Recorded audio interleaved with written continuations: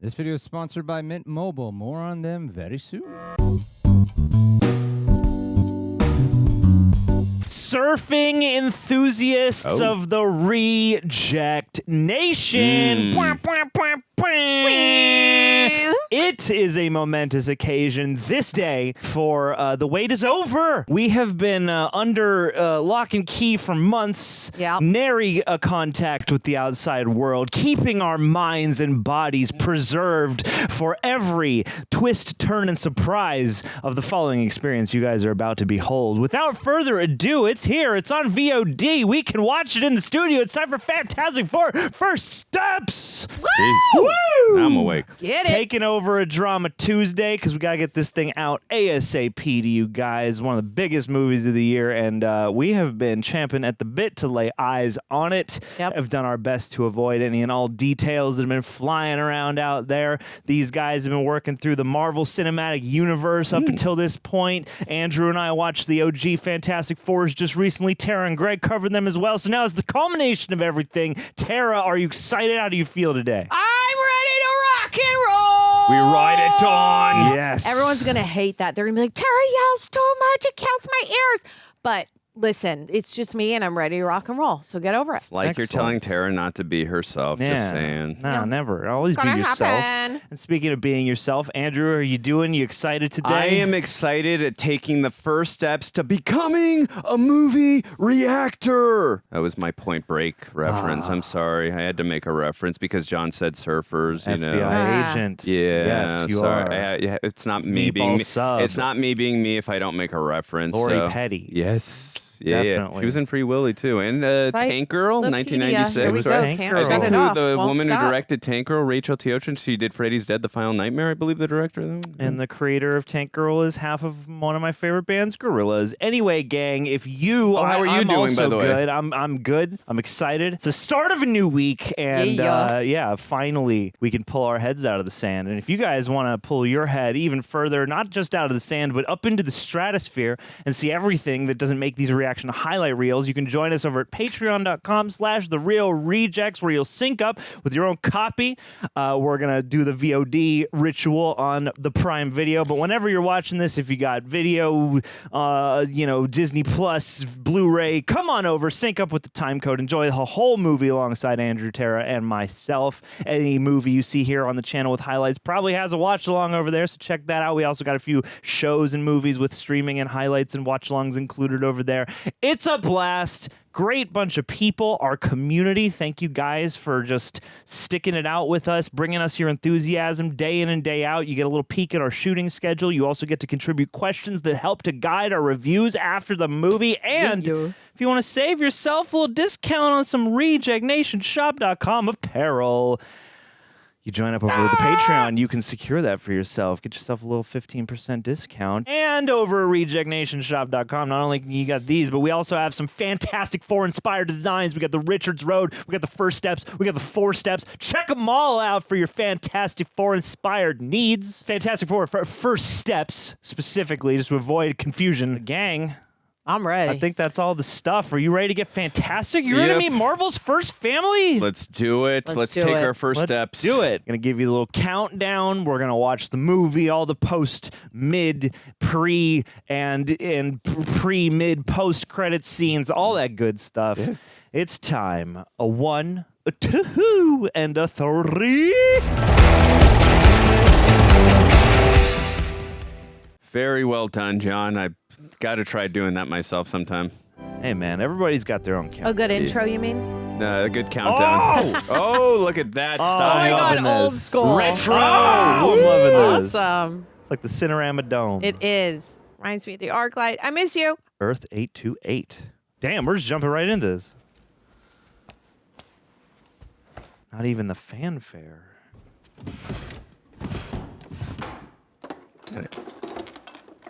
Cool bathroom. I'm looking for the yellow iodine.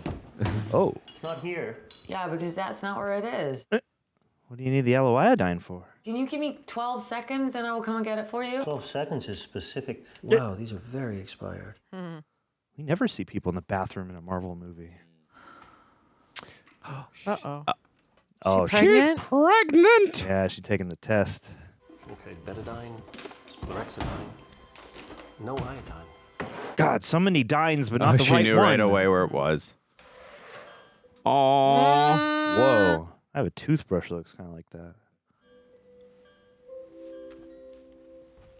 Damn, he's in really good shape. We tried for 2 years. I know, babe. And we don't even talk about it anymore. Talking was not the important part. You got to speak it into existence, you know. It wasn't going to be for us, and we were okay with that. We were okay, but But not that okay. this is better. Here, here. It's a lot better, isn't it? This is great. Oh. Aw. Oh. So cute. Yeah, right away you instantly feel their chemistry. Obviously, we're going to need protocols to account for our cell mutations or for the cosmic effects. Reed, Oh. we can do this. Now you got to see how your juju affects the baby. I really want to do this. I really want to do this. And what? Oh. Nothing is going to change. Of course not. Nothing? Ladies and God. gentlemen, Whoa. we welcome you Damn. to a very special Oh, of event course. celebrating 4 years of the Fantastic Four. Your host for the evening, Ted Gilbert. Let's go. Oh, snap. Mark Addis. We all know the story. 4 brave astronauts I love head it. up into space, Skipping the origin story, we know it. come back forever changed, not just the molecules of their bodies, but also their place in our hearts. 4 years ago, man and woman conquered the last frontier as we know it. Dude, fun. The exploration of Dope. space. Of this like 8mm Best planet in the film. world, right here. Yeah. Best looking, he means. 16, whatever it is. Look, Tara, we just saw Eddie Munson. Who also happened to be my best friend. I love him on the bear. That's Eddie Munson. That last voice you just heard was my baby brother, Jonathan Storm. And ladies, he is very single. Oh, wow. They made his Very. eyes blue. Dr. Richard's expedition encountered an unforeseen event, changed not only the lives of these courageous individuals, Damn, the aesthetics and the setting, it really nailed the 60s. Yeah, it was a cool retro-futurist vibe. Oh, God. While we were in space, due to errors on my part, we encountered a cosmic storm that altered our DNA. Like that he feels a sense of guilt, but also has accountability. Whoa, That anomalies, is so eh? cool. Good stretching so far. His movement. Whoa, heads up, 7 up. Whoa, wow. became our protectors. Whoa, That cool. is so cool. Dang. Dang. Awesome. Cannonball. Yeah. Very reminiscent of, what is it? Batman v Superman, with Superman taking out the ship like that? Yeah.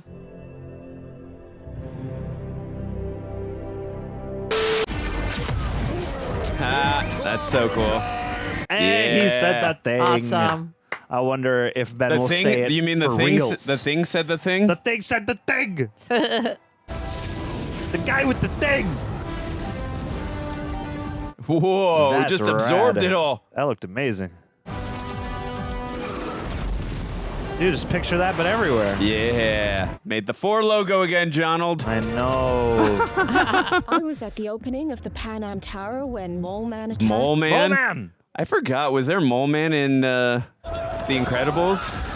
Whoa, that looks wild. Incredibles 2 Oh had my like a God. moment. That's insane. Yeah, I just meant at the ending to The Incredibles in the beginning in The Incredibles 2. Mole Man's attempt to steal the Pan Am building was thwarted by the Fantastic Four. Thwarted. Wowie. Pan Am? What are we in the Hunger Games? Whoa, Paul Walter Hauser. Hey, I mean, Pan Am's a real airline, you know? And they clearly survived past whatever point they crumbled in our timeline. Whoa! Whoa! Damn, dude. They defeated Red Ghost and his super apes. Cool. Whoa! Oh. Take that, Paul Giamatti. I love also, too, they're incorporating how the family dynamic and how they work well together. Firms, alternate dimensions. They're doing it at such a Suggest parallel Earths. Such a exist quick on pace. different dimensional planes. The I love multiverse. this music. Who wants to see a big explosion? Fantastic science. Sue Storm brokers peace deal with Harvey Moleman Elder, leader of the underground nation, Subterranea. That's right. Diplomacy works. I do trust Sue. Oh, is that what's his name from? Walter Hauser. Yeah, Stingray. I was gonna say Stingray from Cobra Kai. All Took me a participating moment. countries agree to dismantle their armed forces. Oh, Latveria, seats empty. They are the very best of us. They are the Fantastic Four. Fantastic Four with the golf club. Oh my God, Thank this you, is so Fantastic great. Four. Old school. Kind of reminds me how they introduced Tony Stark with that montage intro in the first movie, but without the superpowers. Fantastic Four. But yes, Moray loving the Michael Giacchino score. Herbie with the herbs. How's that sauce looking? Oh my God, cool. I need one of those in the kitchen. Let me try that. Okay. Needs more paprika. Oh. Is this guy good? That is fantastic. Love their little sound effects. Yeah, it's almost like Wall-E a little bit. It's not quite done. No, it's not quite done. No, it could be done, but I'm gonna add a little more garlic. Yeah. Because it's not delicious, I just want to add a little bit of zip. Gotta Yeah, get the zip. It's important. love garlic. So Dude. good. And his little rock sounds, too. That is so Oh. much salt. Love that he's incorporating real clothes on top of the Fantastic Four ones. We're never late for Sunday dinner. Should we wait? I guess. You're late. She is late, literally. What do you mean? What do you mean, what do I mean? You're late for dinner. Oh, yes, we are. We're late By a for dinner. single minute. Yes, we were just. A single minute. Why is that breakfast cereal on the dinner table? Why are you being weird? We're not being weird. Well, I'm doing that weird thing in your face. We don't know what you're talking about. Spill it. Are you pregnant? Yeah. Yup. Yeah. Aww. You know that. So cute. It's got it written on your You just face. cannot keep a secret. What? Eh. You are gonna be the best mom. Aw. Oh my God. What a You sweet are gonna brother. be the best dad. Just kidding. You are out of your depth. We're gonna be the best uncles ever. It's uncle in time.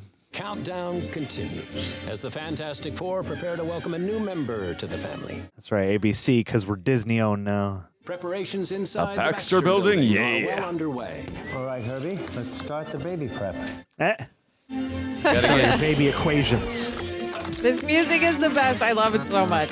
Dude, Michael Giacchino just released like a compilation of all of like his different themes and major score elements, but like recontextualized as tiki music. And that would fit so perfectly this movie.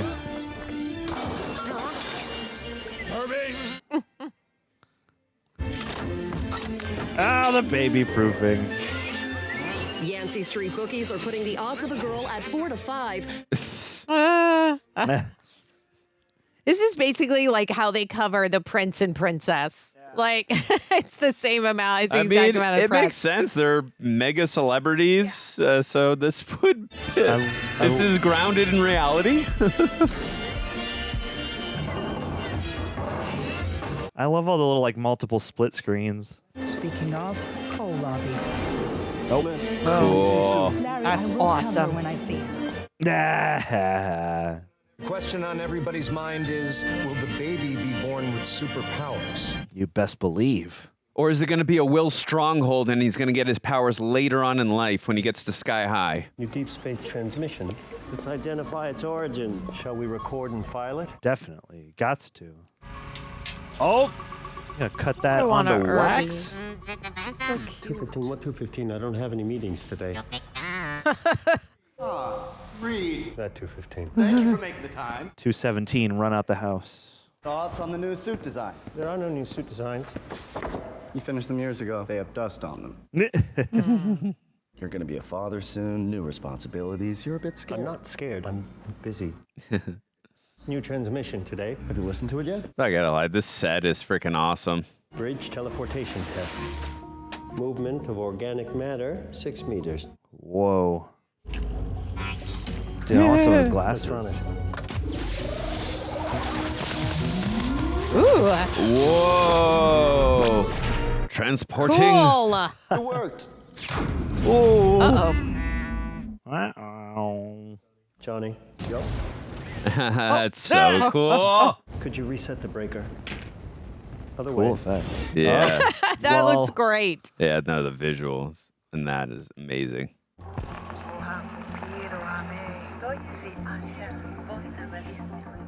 Did he reset the breaker?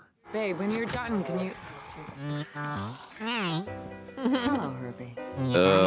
Gonna say Everyone's Herbie's passing their work off onto Herbie. yeah, Herbie's doing all your fatherly duties. How's it looking? It's looking like Herbie's building the crib. At least it's getting built. I kind of felt it was a you deal. Well, I built this instead. Anyone can build a crib, only I can build this. Anyone Lol. can build a crib, but not ours. Not for him. This is for him. Because unlike anyone else, his parents have cosmically compromised DNA. He did build Herbie, and Herbie's building the crib, so by association, he did build it. This is flawless logic. You want to see? Let's see. Okay. Whoa. Whoa. Wow, that's that incredible. Looks Holy crap. amazing. That is wow. Of course, that would make sense. Yeah, with her power. That's cool. That's a clever idea. Wow. What a gorgeous visual. That is incredible. There's nothing wrong with him. He's absolutely perfect. He's too perfect. I don't trust it. That is such a bullshit way to win an argument. Nah. How's Sue doing? No, she's getting close. She was craving some Maisie's cookies. Maisie's cookies. Say the date. That's not really something I say. It's clobbering time. It's just in the cartoon. Sorry, sir. Oh, you're gonna say it before the movie's over. Yeah. This car right here. You guys are gonna get me. Lift the car. Lift the car. Lift the car. Lift the car. Can't do it. All right, I'll try one more time. Love that he's wearing a Brooklyn Dodgers hat Yeah. because in the 60s or late 50s, they moved. Hey, Wowie. oppa. Wowie. Yeah, the late 50s, they moved back, or they moved to LA. Load the car. Oh, I was gonna say that sucks for the car owner. I like his teeth. Hey, maybe throw it next time. That'll show. Oh, is that Natasha? Hell From yeah. American Pie. Rachel, Rosman, Oh. you grew up near on Yancey, yeah? Right there. Oh, very near. Yeah. I like that everything stays the same. Like Maisie's, the best. Yeah, the black and white cookies were always my favorite when I was a kid. I love the black and white cookies. So good. You've been to this place? Yes, I've been to Macy's. Okay. Lots of maybe places set that this sell up black and white next cookies, time. John. Kids would love to see you. Yeah, okay, I will. I'll bring cookies. Tara, it's Halloween time. You see I that know. sign? I love it. It's Tara, mine, and John's favorite season. And you're watching all the Halloween movies right now, so recite all the trivia you know. The real I'll just question let is, Andrew you do got it. some vinegar or not? I don't know shit. You're even carving the pumpkins? That looks Got a awesome. long face. Oh my God, is he carving? Oh, it looked like E.T. on the pumpkin for a half a second. I don't mind. It's just, I hear you. We'll go to space again. yeah. Oh. Nice. That's right, because he's the pilot, right? I'm Johnny's butt. Flame off. Flame off. Damn to dust. Go time. Whoa. No, it's okay. This is me. I've been tracking a small number of criminal organizations, 47 of them. It's like we're in the Fifth Element. The Wizard in Gramercy Park. Puppet Master Wizard. Diablo in Washington Heights. Diablo. You baby-proof the world. Whoa. It's slobbering time. Wow. Oh, no. Holy shit. Oh. Yeah. Flame on it. Damn. Oh, stay on that shot, please. Please, gonna please, please. Great tracking shot. Are all of his clothes made of special material? Whoa, snap. Is that a surfer who's silver? It is. Woo-wee. Love that car. Dude, if they did like a simulation, like Back to the Future style ride based off of this. Oh my God. That would be I so miss fun. that ride so much. Same. That's my favorite ride at Universal, actually. Now it's replaced with what? The Simpsons? Woo! That was sick. Whoa. Oh my God, cool. That was so simultaneous how they did that transition. I'm getting this future retroactive vibe in the city, but it also feels a little Blade Runner-y too. I love it. Are you the protectors of this world? Oof. Yes, we are. Your planet is now marked for death. Oh, snap. Ugh. Oh my. Your world will be consumed by the Devourer. Oh no. There is nothing you can do to stop him, for he is a universal force. Why she got to be looking so hot when she delivering bad news? Hold your loved ones close. Okay. Woof. And speak the words you've been afraid to speak. Oh, God. Use this time to rejoice and celebrate. For the end is nigh. Hear me and rejoice. Your time is That was short. Batman's parents they just cut back from. I herald his beginning. I knew the universes would collide one day, John. I herald your end. I herald Galactus. No! Her delivery on that last It was very few chilling heraldings and unsettling. was, yeah, creepy. Whoa! Awesome. Get her, Johnny! Damn, dude. You gotta catch up to her, though. You can only go so high, dude. Oh, but he's feeling the effects of what happened in Iron Man 1. Moha kupiro ame. Whoa. Did you see the reflection? Yeah. Wow, great shot. That's an amazing shot. Whoa! Jeepers. Damn.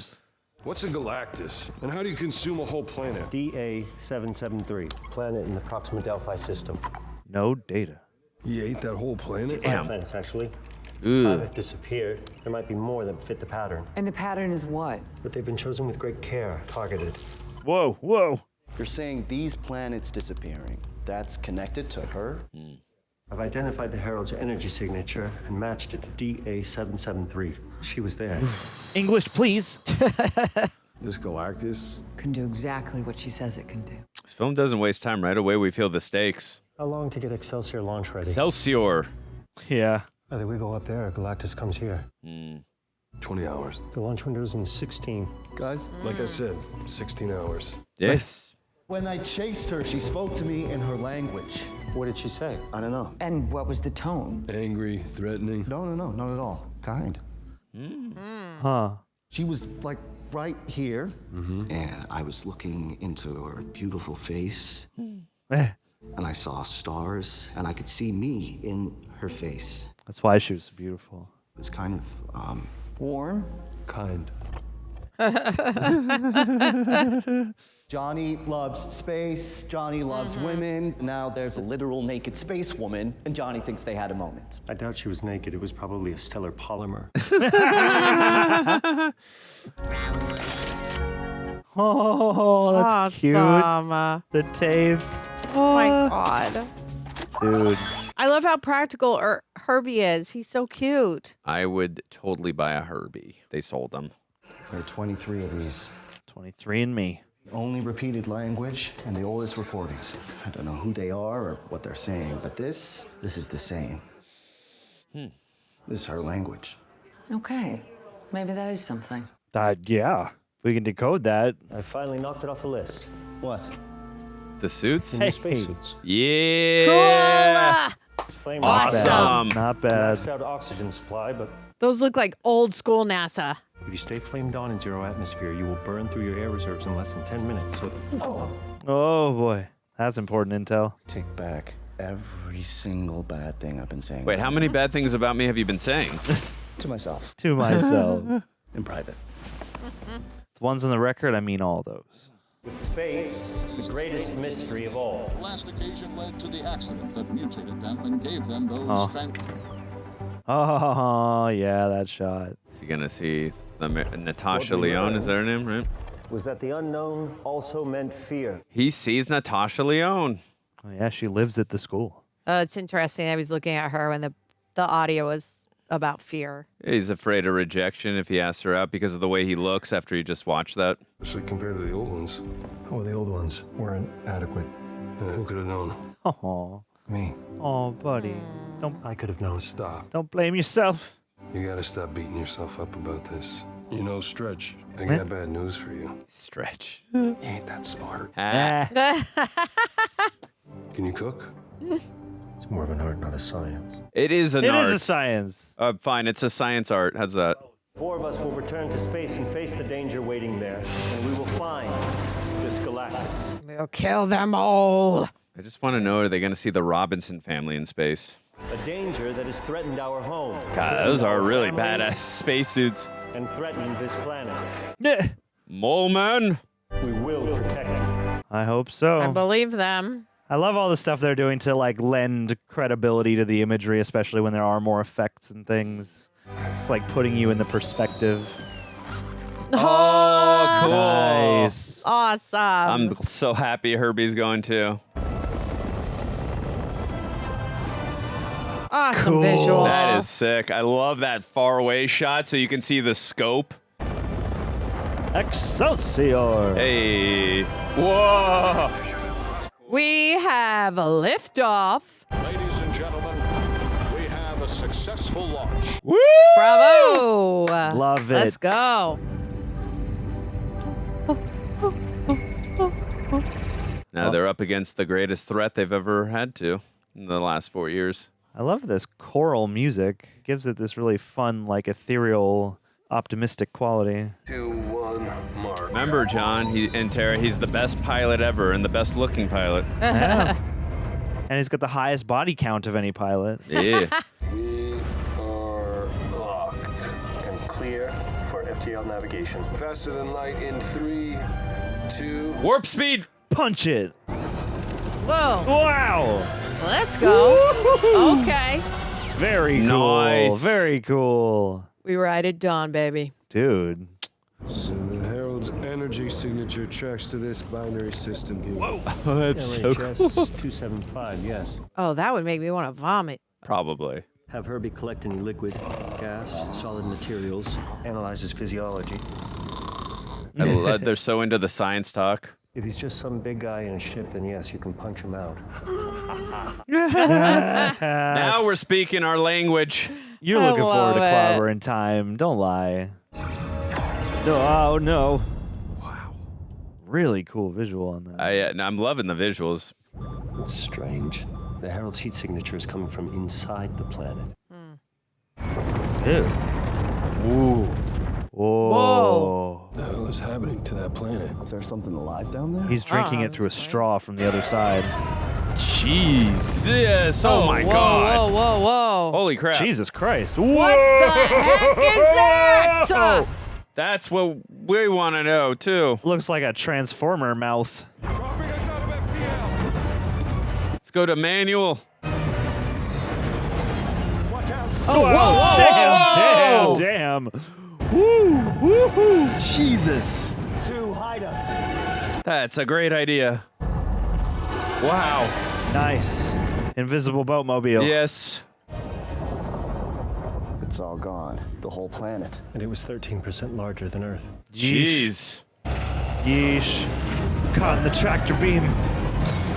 Don't do it, Hal. No, no, no. Try to stabilize the engines. What's going on? It's got us. It's pulling us in. Oh, no. Y'all are going to be devoured too. Oh, no. Oh, Save the engine. Cool. Whoa. Oh. It detected a baby? Oh, God. Is this Predator rules? We won't harm you if you have a baby? Galactus loves Predator movies. Yes. Johnny, Welcome, visitors. Hey. your girlfriend's back. There's your bird. Hey, John. Hey, John. Your girlfriend's back. So what are you doing Friday night? Hi. Galactus will see you. Galactus will see you now. Follow. Scan everything and collect samples. You got this, Herbie? Yeah, and don't mess with any big, gooey-looking eggs. Ah, cool. Cool. Hey. We got to get some real reject shoes. Gotta get yourself a Fantastic Four First Steps or Four Steps t-shirt from rejectnationshop.com. How does he choose which planets to consume? He does not. You choose. Yes. Johnny, definitely go out with her and change her mind. For sure. Give her the good juicing. What are you doing? You're a charmer. Yes! That's what I'm talking about. There we Yeah, go. that's pretty sick with the lava. You threw me off your board. What did you say? Moha kupiro ame. It's a blessing. Aw. Die with yours. Oh, thank you. Okay. Woof. Last question. So the surfboard, right? Is that part of your body, or is that? Am I gonna have to deal with that Is later that on? gonna get in the way of juicing? I get it. She's Just playing hard to curious. get. That means I want her more. Dude, you got almost no. Gotta conserve your oxygen, bro. You stand before Galactus. Oh. This is cool because in Rise of Silver Surfer, we didn't really get to see Silver Surfer and Galactus interact, guys. So this is awesome. The world honors you. Holy crapola guacamole. Honors you. Look at those blue eyes. Wow, that looks awesome. We are honored. Yeah. I was once little like you, billions of years ago. Billions. Just a little guy? A man from another world. Who's doing that voice? Before this relentless, eternal hunger. It's Ralph Ineson from The Witch, and I think he's on some Game of Thrones eventually. You have traveled far. Yes. To beg for mercy. He's good, but if Tony Todd were still alive, God rest his soul, I could have seen him doing this too. You carry the power to save your world. Inside her, Ooh. the child. No. He hungers. Oh God. What does that mean? I will spare your world. Oh, if you For take the shot. For the boy. Oh my God. Nope. He possesses the power. Jesus Christ. He will inherit this. Gonna have to do it. Oh, he gonna become you? He's normal. We would know. I would know. I tested the He child. hides his nature from you. Ugh. Whoa. Dude, this is dark as hell. Yeah, it is. Wow. So they're gonna have to do it, Whoa! otherwise Earth goes bye-bye. What are you doing to her? Baby's Oh God! Oh God! Stare into Okay, the eye he of can Glauron. turn on birthing. And you will never have our son. Whoa. Oh whoa! Damn. That is an awesome visual of Galactus. I will eat your planet slowly while your child watches. Dude, you gotta give him the baby, yo. You gotta Grim. do it. Whoa. Wow. Whoa. Whoa! Yeah. Lava dumping. Oh my God. Oh, we'd be lava surfing on surfing. that lava. Yeah. That is sick. Ripping that curl. That lava curl. Get it? Whoa! Damn, dude. Cool. Yeah, I'm glad there's some like real surfing in this movie. Whoa! Oh! Nice. Jonald. Oh no! Damn. Early prep system for immediate launch. Yeah, scale's pretty freaky. Whoa. Ah! Goodness gracious! Oh, Oh no. no! Ooh. Don't mess with Mama Bear. Yeah. Yeah, get it! Gonna throw you into the lava. Oh! Oh! Not part of the body. Send that silver bee back to the lava. I'm sure Herbie collecting that sample is going to help Reed and whatever he needs to do to decipher a game plan to stop Galactus. Oh yeah, Reject Nation. It's time for me to tell you that if you're still overpaying for wireless, it's time to say yes to saying no. I've joined this family. No contracts, no overages, no hidden fees, no BS. That's why I have finally converted to the thing I kept hearing about, the Mint Mobile, today's video sponsor. With Mint, you get premium wireless starting at just $15 a month. And it runs on the nation's largest 5G network. I kept my same phone, same number, same contacts, and I just started saving money. The service, honestly, they're pretty great. I sometimes travel. I work long days here. Oftentimes have to shoot content on the go, and I've never felt like I downgraded. If you're like me, and you're tired of jaw-dropping wireless bills, maybe it's time to make the switch like I did, like we all have. So if you're ready to say yes to saying no, make the switch to mintmobile.com/rejects. That's mintmobile.com/rejects. Link in the description box and pinned comment. Oh, and I should probably say this because we're dealing with financial stuff. Upfront payment of $45 required, equivalent to $15 a month. Limited time new customer offer for first 3 months only. Speed may slow above 35 gigabytes on unlimited plan. Taxes and fee extra. See Mint Mobile for more details. Thanks, Mint Mobile, for finally reeling me in and helping me save. Get us out of here, Ben! Hang in there, Suze. I'll get you home. Come on, Benjamin. It's piloting time. Nice. I told you they were gonna put a hole through something. Whoa. Surfer on our 6. Yeah, I know she said the baby was coming, but it's just gonna be insane while she's again has no gravity. Just jump. That might make it easier. Just pop the baby out. And then boop.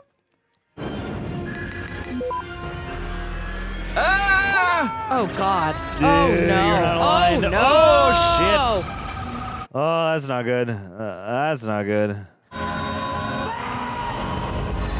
This cunt, Whoa. man. Whoa!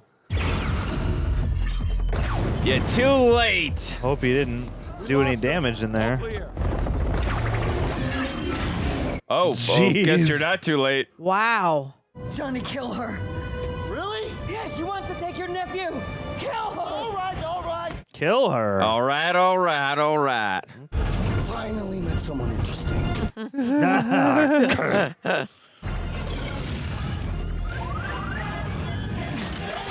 I got her! I got her! Don't get cocky, kid. The wormhole is bending the beam. You gotta compensate for that, Johnny. Curve the bullet. Quit screwing around. Did I tell you how to drive the ship? Don't tell me how to kill sexy aliens. Yeah! Sexy aliens. Oh, Jeeps. great job! Nice. Dude, high score. She's high gonna be score. back in like 1 second. Yeah, like she's not gonna die that easy. She's back. Reed, I can't shake her. She's like She indestructible. kind of does look like a T-1000, so that would make sense. It's a pretty big neutron star. We're gonna use it. Isn't that basically a black hole? Won't that kill us? Checking this out. Nah, man. Black hole sun. Wash away the rain. Dude, this is like an acid trip. That's awesome. Whoa. Dang. Whoa. I love this music kicking in right here. Draw her close enough to the star, she'll get stuck in the gravity well. There'll be a time dilation. How much of a dilation? Is it more than mine? It'll take her a month to break free. Nice dilation joke. Reed, you could get sucked in. Then trust me. Yeah. And this is a moment in which that trust might be under question, given what's happened to them in the past. It's chewing us up. Get closer. It's chewing us Well, like a theme of the film, John, we all God. sacrificed here. This is Stress City right here. We need 30 Come on now. seconds of invisibility. Can you do it? After your next contraction. Oh my God. Sue is working hard. Yeah, she is. Double time, baby. Oh. Oh. Okay. Hold it. Oh God, she's gonna get another freaking contraction though. No. Oh. Oh no. Whoa. What? The Oh. ghosting is crazy. Oh, that sound Oh. effect. Ooh. Oh. Stretching Oh, out. awesome. Yeah, That looks wow. so good. Nice trick. You need gravity to push. This is not right. It's not how it's supposed to be. I know, but we're gonna make it work. Wow. You're doing wonderful, my love. Aww. They really complete each other. I could slingshot around the star, draft off its orbital momentum. We need to get to 0.88 speed of light. 88 miles Yes, per hour. that's right. 1.21 gigawatts. That's it. I'm right here. Beginning slingshot. Here we go. Oh God. On 0.82. On your mark, Johnny. Oh. Oh. That interstellar shot. What if he's a monster? He's not a monster. Everything's gonna change. Nothing is gonna change. Everything is gonna change, girl. He's got the best parents who are going to raise him with good Once you have a kid, forget about it. values. He's not going to be a monster. He's coming. He's coming. Give me your hand. Whoa. 2. Push. Yes, you can. 0.85. Ready? 1, 2, 3. Push. Oh God. It's, oh my God. We have to get to 8.8, dude. Oh, this is not good. This is not good for us. Herbie! Oh God. Whoa. Dude, I'm freaking out right now. I know, me too. Oh my God. Oh my God. Oh my God. Oh my God. Oh. Wow. Oh. Dang. Woof. Oh.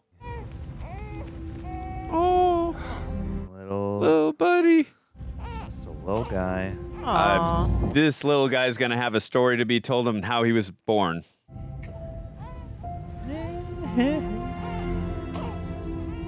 Franklin. Yeah. Aww. Franklin Richards. Aw. Way to go, gang. There he is. Get that Canada dry. I wonder if the people are gonna feel a sense of failure that they didn't stop Galactus, though. Nah, that's cool. Okay. He's probably not going to come back in this movie. No. This is it. The movie's over in 5 minutes. I'm sorry, we don't have a prepared statement. Oh my God, that baby's so cute. Welcome back. Could you take us through how you defeated Galactus? Well, we didn't. We got the samples. We didn't. Not yet, we didn't. Follow up. Follow up. We attempted to negotiate, but Galactus, oh boy, he asked too high a price. What does he want? What did he ask? Shit. God. They're all gonna be like, give him your son. He asked for our child. I wouldn't say this out And I will loud. spare the earth. Oh God. They're going to freak out. Oh, shit. You said what does that mean for us? Could giving Galactus the child save us? Right. Why would you say that? Yeah, Reed's way smarter than me, but I wouldn't have said that. Are we safe? I don't know. Yeah, exactly. Everyone's going to be like, give him your freaking kid. It's amazing how fast the world can turn on you, huh? It's such a creepy design in there. I failed you.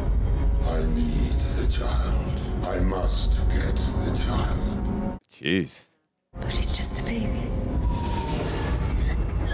Oh! He is a being of infinite power, one strong enough to absorb my hunger. My legacy must live on. How much time do we even have? We do when he gets here. What about the ship? We blast it, problem solved. You can't blast it. Conventional weapons won't work. Conventional weapons. You want to take us through what you have? What I have is nothing. I analyzed the samples Herbie took from Galactus' ship. He predates our universe, our reality. It could take 10 years to understand his composition, let alone his existence. Franklin is his successor and possessing some kind of cosmic power. That can't be true. You ran all those tests, right? I have, but I don't know what can or cannot be. E is the effort force. R is the lever arm connected to the effort. L is the load. R is the lever arm connected to the load. Archimedes, the law of levers. Okay. Give me a lever and a place to stand, and I will move the earth. Fascinating. We need a lever. We want to translate that? Yeah, we solved the right small problem. We solved the big Galactus one. Yes. Let's go look for levers. Yep. So why aren't we bringing Herbie into this, huh? All right. It smells. These pheromones, relax.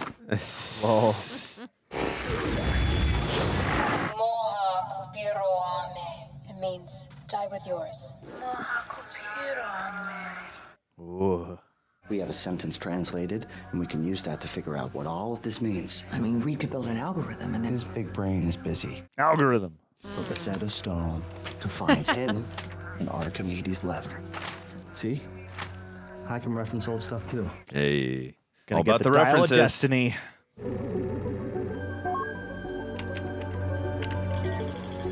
Well, he said that the boy was hiding it from him, right? Yeah. Yeah, he's doing a peekaboo on him.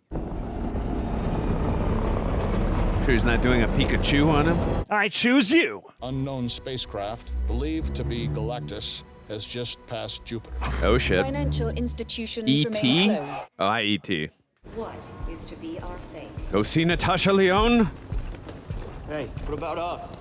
Jesus. We got families too. Yeah, see, I mean, yeah. I know, but no one in their rightful mind would give up their child. The idea is simple. Reed Richards and Sue Storm hand over their baby, and we all live. One life. It's like That is a one fierce life trolley for like problem. a million. I mean, of you're them, saying but- that from your perspective. Think about it from their perspective. You have to give up your child. I understand what you're saying, but... It's a tough argument, honestly. Yeah. Like, to be fair, obviously you want to save your kid, but like, I'm wait not- against yeah. 7 You'd be billion other saving people. No, and Millions. I'm not saying they're making the right decision. I'm just saying it's easier said than done. Is all I'm saying. It's their child, because he is their world. It is. You got a mob scared right because they outside hate your us. door. I'm not saying let the world die. And they may be right, because right now we don't have a workable plan. The clock is ticking, so their plan looks good. It's mathematical, it's ethical, and it's available. Yep. What are you saying? I'm not saying anything. Yeah. That's a nice crib that Herbie made. No, Ben's wrong. There's always people that can hurt you. Ooh. I would never give him up to Galactus. I would never do that. Mathematical, ethical, available? Well, it's true. It means I know you. I know how your brain works. It means you thought about it. It means you've rolled it around your head and you work the problem. Which... It is my job to think terrible things so that terrible things don't happen. It's not your job, Reed. Oh, that's you. You're right, it is me. I don't dream, I don't wonder. I invite the worst possible thing into my head. Figure out how to hurt them before they hurt anybody else. And you know what? Sometimes you being you hurts me. Wow. Oh, I feel that. Well, I don't mean to. Oh. That's tough. We don't know what he is or what he might become, but I am not giving him up. Yeah. I mean, also, too, if you do give him up to Galactus, he's going to become like Galactus and eat up a bunch of other different worlds, planets. You're selfish! Whoa. She's going to be like, let me talk to these women. They'll understand. I wanted to introduce you to someone. This is our son, Franklin. There's been a lot of talk about him. Yeah, serious. You know my story. When Johnny and I were kids, our parents were in a car crash. Our dad was driving and he lived, but our mom didn't. I know what it's like to be part of a family that was torn apart. Our dad, he wasn't always a great father, but he wanted to be. He wanted us to be together because that's what family is. Family. It's about fighting for something bigger than yourself. It's about connecting to something bigger than yourself.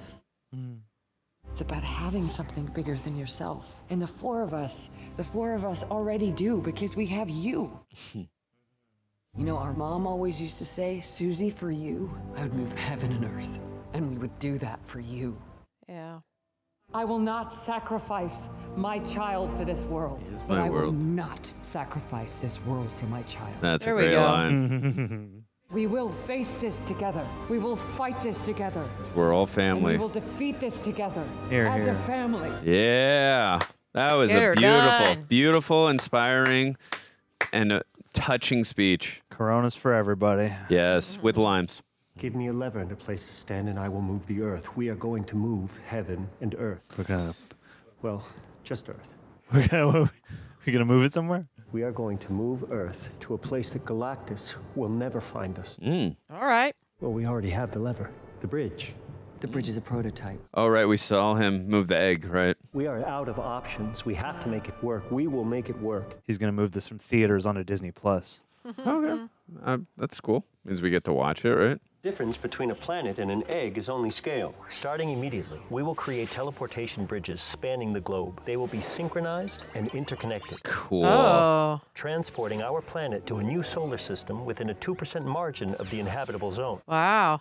Away from Galactus, where he won't be able to find us for millions of years. I'm reaching out to the world with a list of materials that we need in bulk. Plutonium-239. Vibranium? Adamantium? No, plutonium so we can go 88 miles per hour, John. You don't know what to do? Pick up a shovel. Let's go. See? The last 36 drilling into the hours has ground, seen John. Historical mobilization of every country working together. Knew it was going to happen.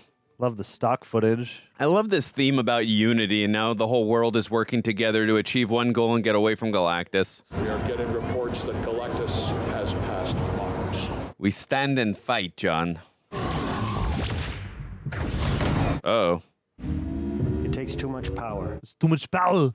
I only got this to work by tripling my intake, which drained the New York City grid in 2 seconds. To do this, there isn't That's enough hard. power in the Oh, world. wow. I'd have to turn off every light switch on the planet. Right.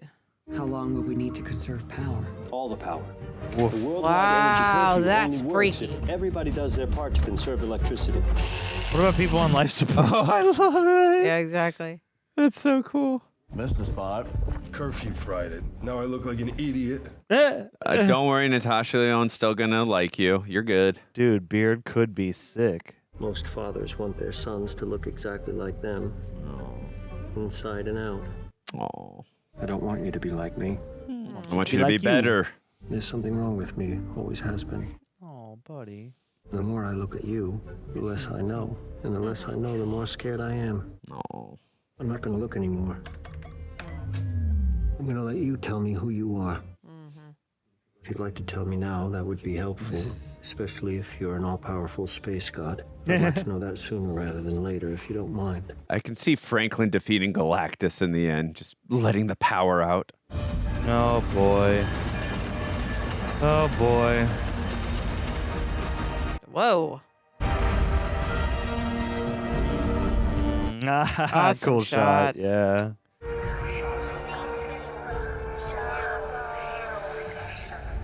Those are all just Johnny's song ideas. I am onto something. Moving a planet here, Johnny. Yeah, Johnny. It's 4. Fantastic 4. Oh, he's got the beard. He does. So cool. Copy Delhi. Copy Vienna. Copy Prague. Copy Chicago. Earth, go for countdown. Damn, not bad. It's like a spaceship for Earth. London, Berlin, Paris, Munich. Okay, Everybody obviously it's talking not going to work, so that we hear his idea. Or it could work and Galactus still finds them. 12, 11. Oh my God. 9. Whoa. That is Wow. so cool. Uh-oh. Who's got their lights on? Oh, shite. Oh, shite. Oh, no! Whoa! Oh my God! Damn it! We were 5 seconds away.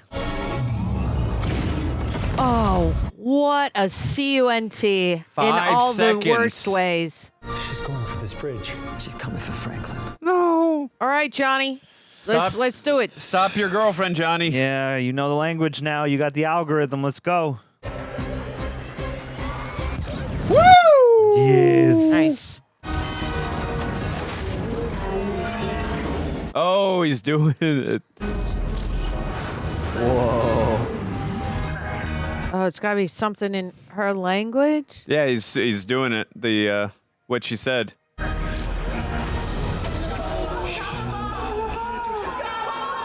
Chalamet. Shalabal.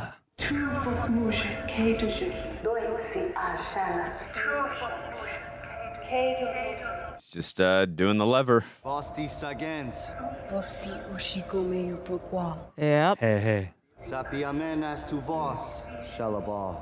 Yeah. This is how you show a woman you care about her. And how did you get these?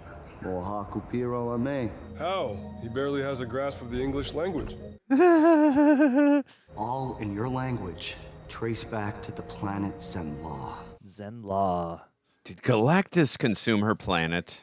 Once I translated one phrase, I pieced together enough language to understand a part of your history. Oh, yeah.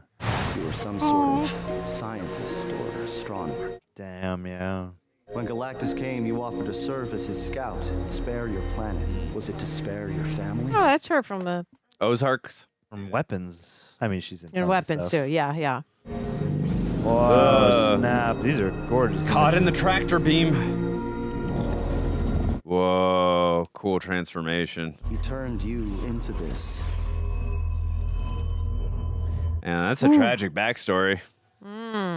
Those were messages from the one planet Galactus spared. Oh, he did spare the planet. Okay, that's why she's doing this.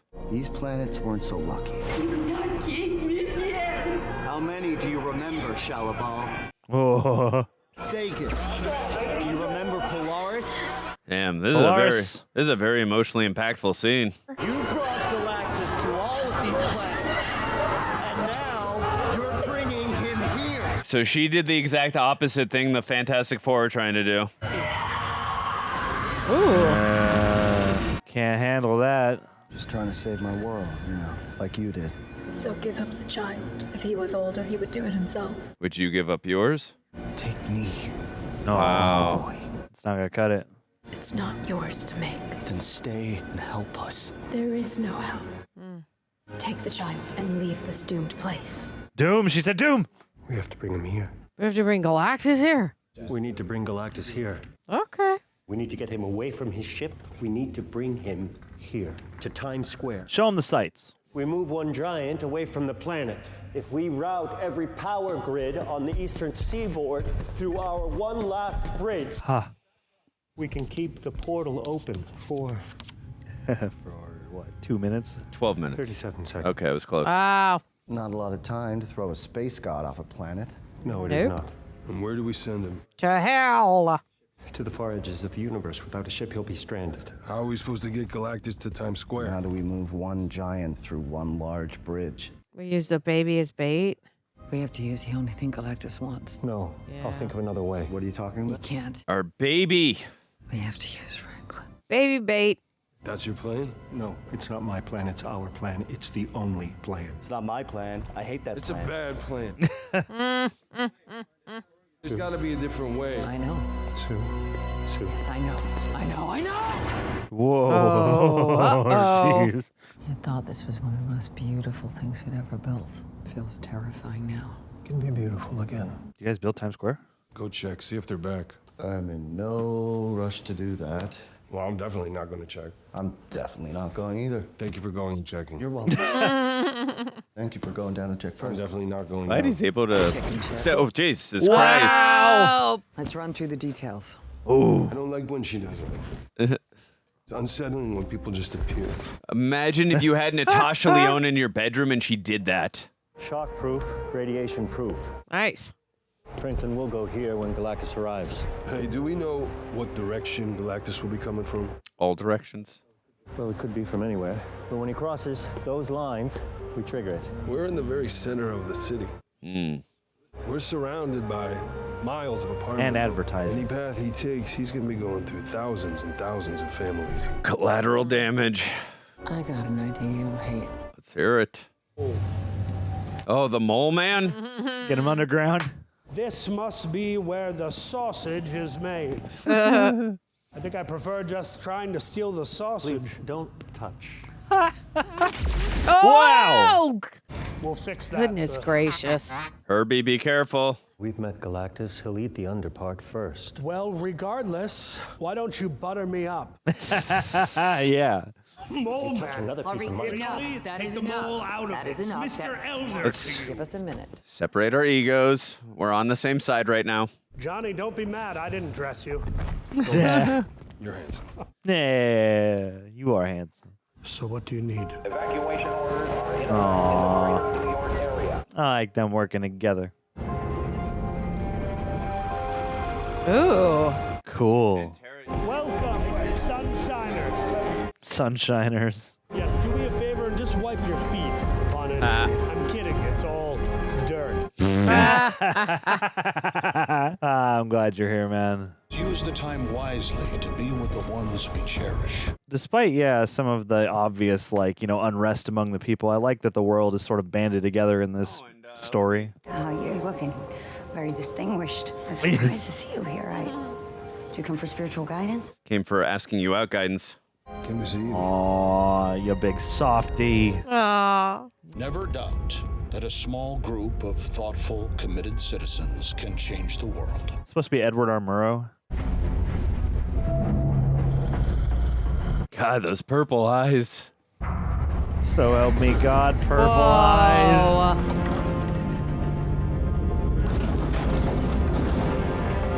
Jesu Christe.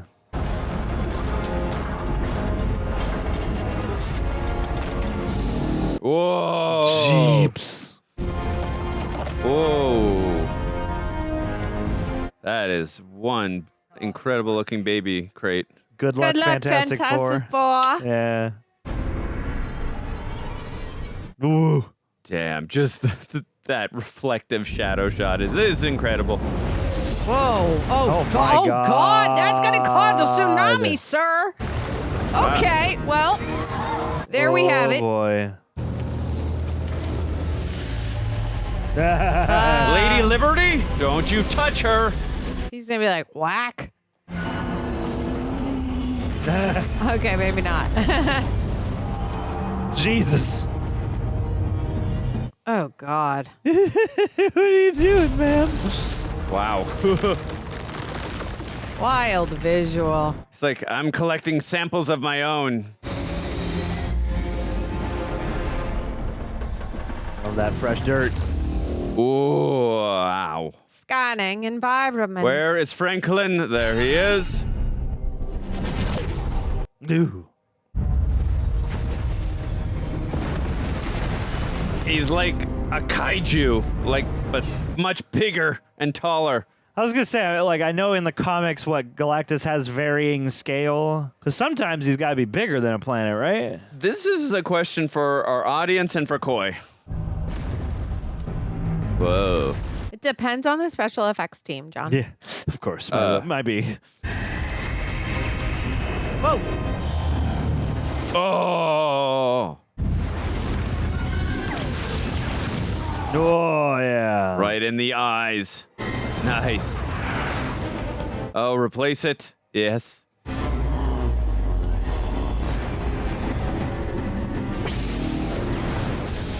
Won't he be able to scan it and be like, the baby's not there? Just a couple more steps. Come on. Yeah, he knows. I knew he would know. Okay. Oh God, he seems frozen. Oh, okay. Tara, you need to let that go. Don't break the salt line. Oh no! Damn it! Dang, man. Clever little bugs. Clever little but clever girl. Wowie! Cool. It's clobbering time!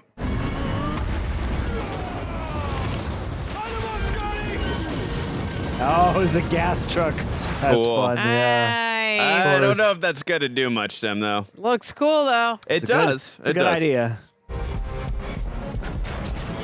Oh yeah. Whoa! Oh God! Oh no! Oh no! Oh no! Get him, Johnny!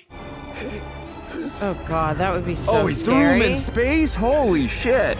Ah, crap.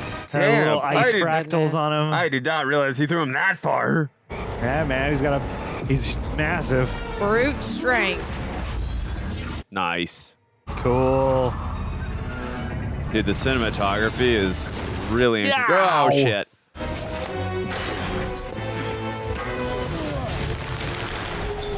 Whoa, cool. Awesome. Sweet. There's something about his like stretching and zipping around that kind of reminds me of Spider-Man. I was thinking about like, Spider-Man 3. motion at some points. Reminds me of Elastigirl. Hey. Hey. Ew. Oh yeah, right. Oh, no, oh no. God. Oh. Ah. Okay. Oh no. Okay.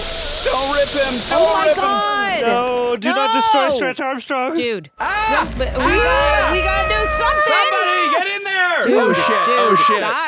Guys. If you want to destroy my sweater, Oh, my God. slingshot him. Oh, here we go. We're getting it. No, Johnny. Say it. Come on. You've got to. Woo! There we go, baby. There we go. There we go. We got it. Wow. Oh my God, Reed. Wow. Woof. Oh, Herbie, please don't hurt Herbie. Wow. Ooh, freaky. Oh, Herbie. Whoa, dude. Oh my God. That's a I think he nightmare. took both of them. No, I think he pushed Herbie. I think that's what I saw. Oh, Franklin, unleash your powers, please.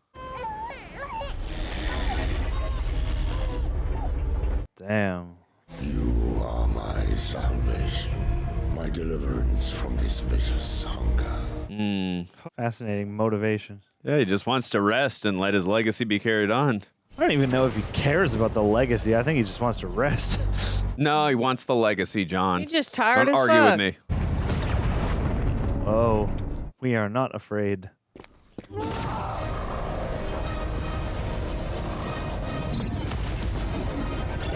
Yeah, come on.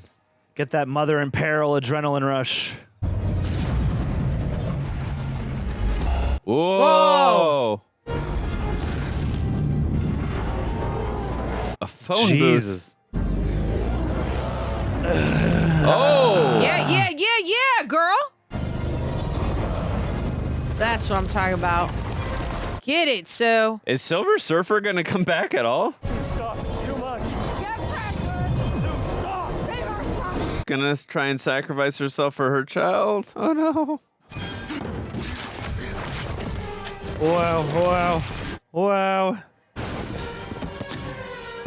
Oh, getting him in the spot. Oh, you're doing good. Keep it up, girl. She's doing amazing. Oh no. Here we go. He's coming back. Oh, buddy. Whoa. Oh God. She's what exerting happened? a What lot of happened? energy. Hang on, Zeus!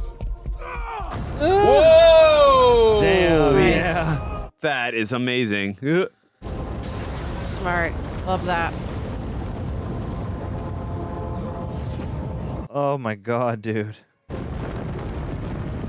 Oh, got him in position. Yeah. 37 seconds. Yeah, but will we get Franklin in time? Oh my God, dude. Get him. Freaky. Oh God. Oh.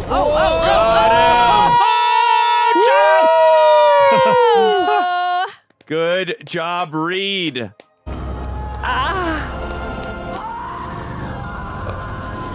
She's doing a good job of making this look painful as hell. Yeah.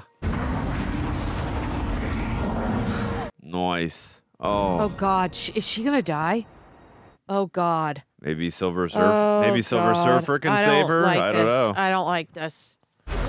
Yeah. Whoa, no, snap. it didn't. No, it didn't. Close that portal. Slice that arm off. Oh my God. Oh my God, he is big mad.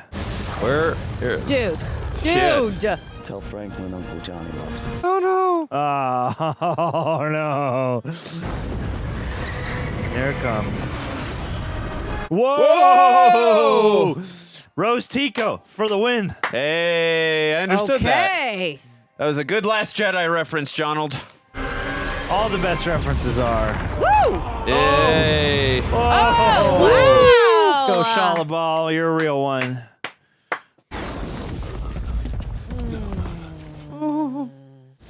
No. Sue. Yeah. She breathing? No. Oh shit.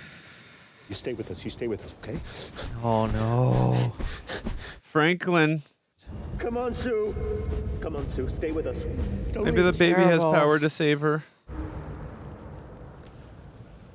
Oh, buddy.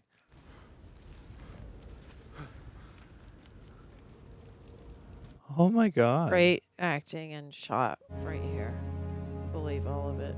So good. Beautiful teardrop, Pedro, right on the cheek. Yeah, dude. Oh. Help her, Franklin. Save her. He wants his mama. Wants to save her.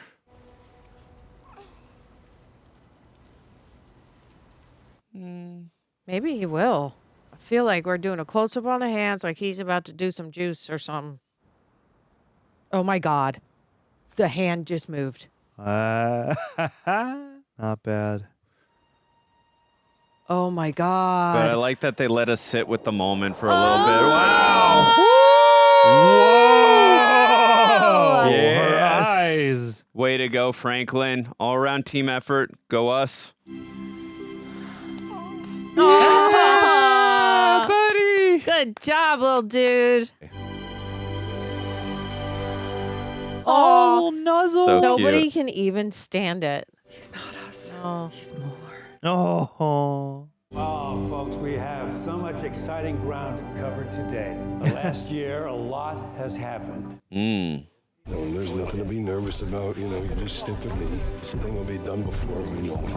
Oh, he's really running out that beard. Thank you for doing this. Oh, interesting. Oh. He would love it if Franklin would wear it for this in 1 minute. No, absolutely actually, not. no, I don't think we can. Well, I will break the bad news. Hey.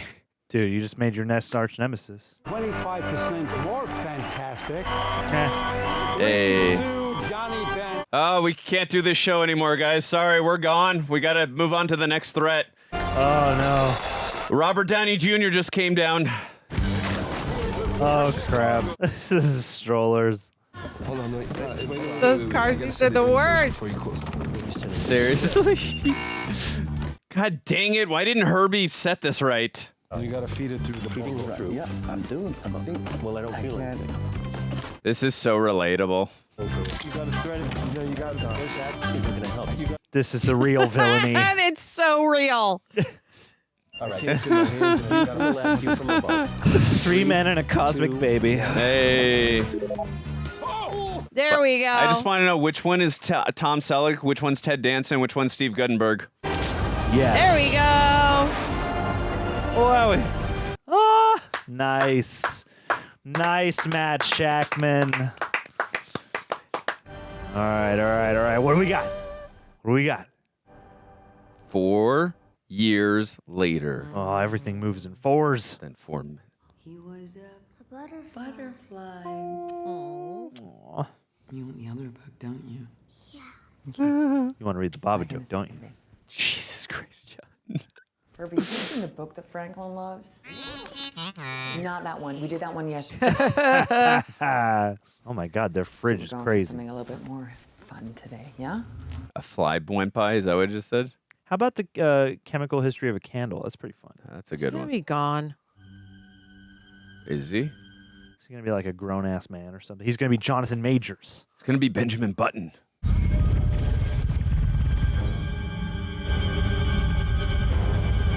What? Oh my God! Is that Damask? Holy shit!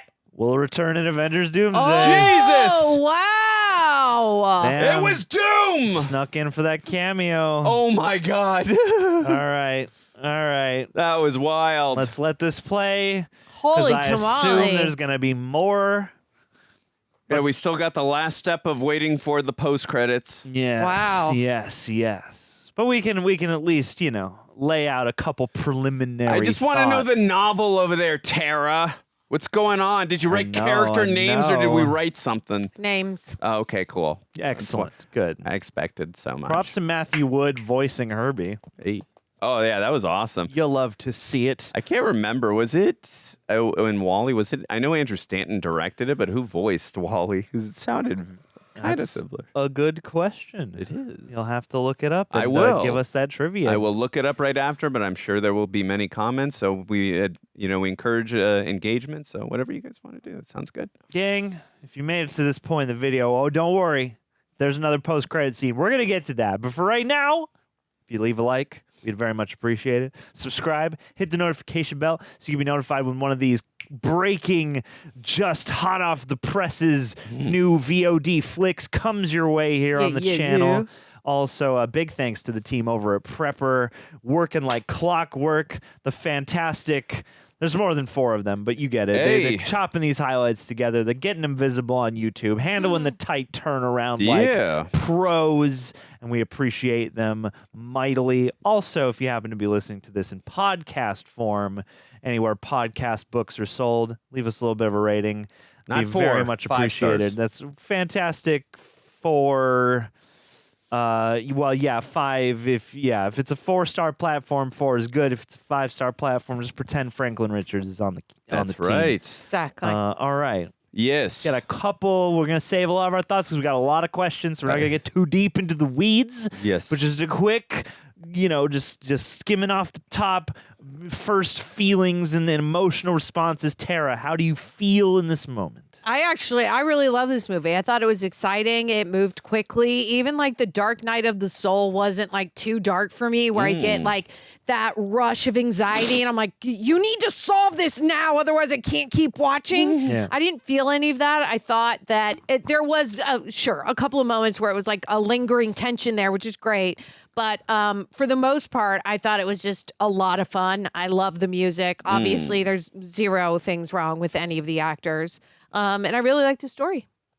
Heck yeah. Yeah. Andrew, how you feeling? I gotta pay. Excellent. But yeah, also I want to know, like, how long did it take Prepper to edit this? 4 minutes or 4 hours or maybe even 37 seconds? I don't know, but so we still appreciate it, however long it took them in their haste. Yes, so we great do. job, Prepper. Yes, we do. I really enjoyed this film a great deal. I think the film did a great job of really executing on the themes of family unity and sacrifice. And I really like that we kind of just glossed over the origin while showing it really quickly in a haste fashion. we kind of already know. We've seen the original films, right? And we saw the Fantastic film. Some of us who are still dealing with the nightmarish version of that we have to recall from that. But anyways, I'm glad that they like just said, hey, it's like Spider-Man, it's like Batman, you already know it. So, and I like that they already, we have this dynamic of the family that they really work well together. And it's not just 4 random superpowered beings. They really are a family dynamic, and you really get to feel that in a lot of the scenes where there's no action going on. It's just character moments where they are interacting with each other, and I liked a lot of the dialogue, too, where they're just having grounded moments that we ourselves experience with our own families.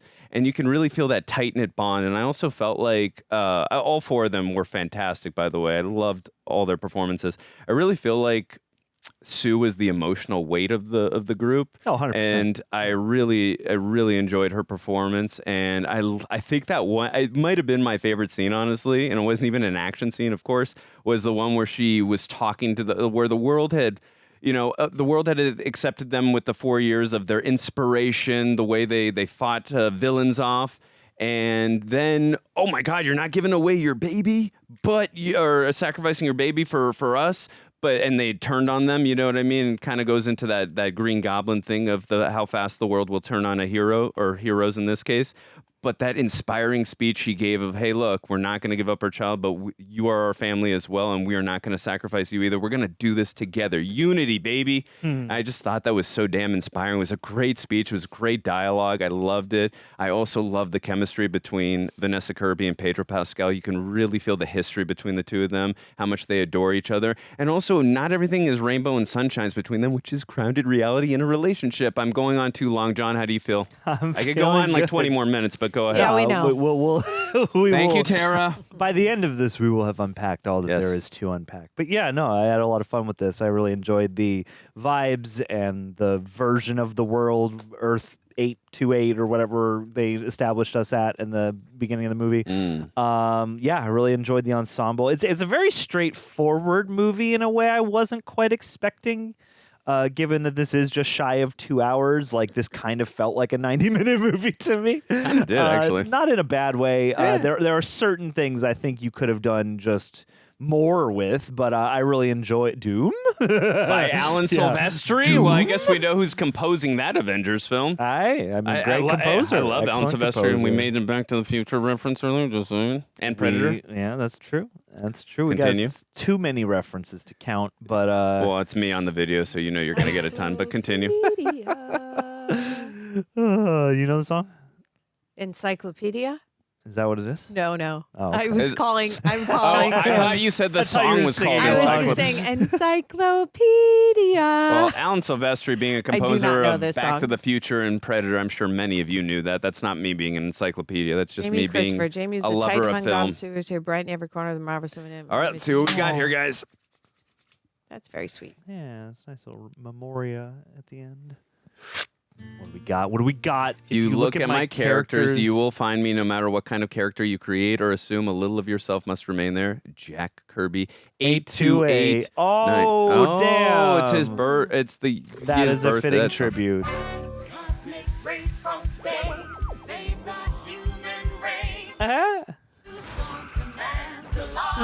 Yes. Johnny's flames burn blazing bright. They do. Who's watching this? I am. It's Red Ghost and his Super 8. It's clobbering time. I want to watch this cartoon now. Love the 60s inspired animation. Herbie! Now, Herbie, I was watching Good that. job, Herbie. The Future Foundation Whoa. extends its thanks. That was a QR code. That was awesome. All right. We gotta scan the code. See what happens when we scan the code. Yep. All right. Don't wait. We're going back.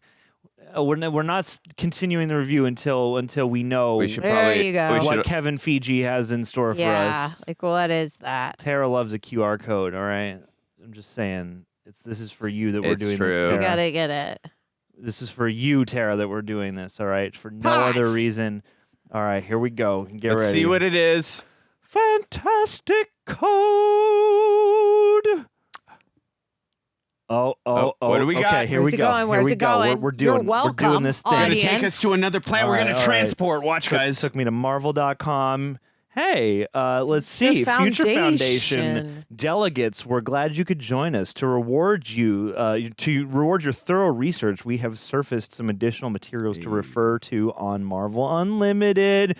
Got us some Fantastic Four comics here that you can apparently download maybe for free. Way more than that. It's more than that. It's Okay. There's a bunch 10, on here. 11. Coy would be so proud. So, hey, that's pretty sick. All right. If they're encouraging people to pick up a comic during the film, that's what we like to see.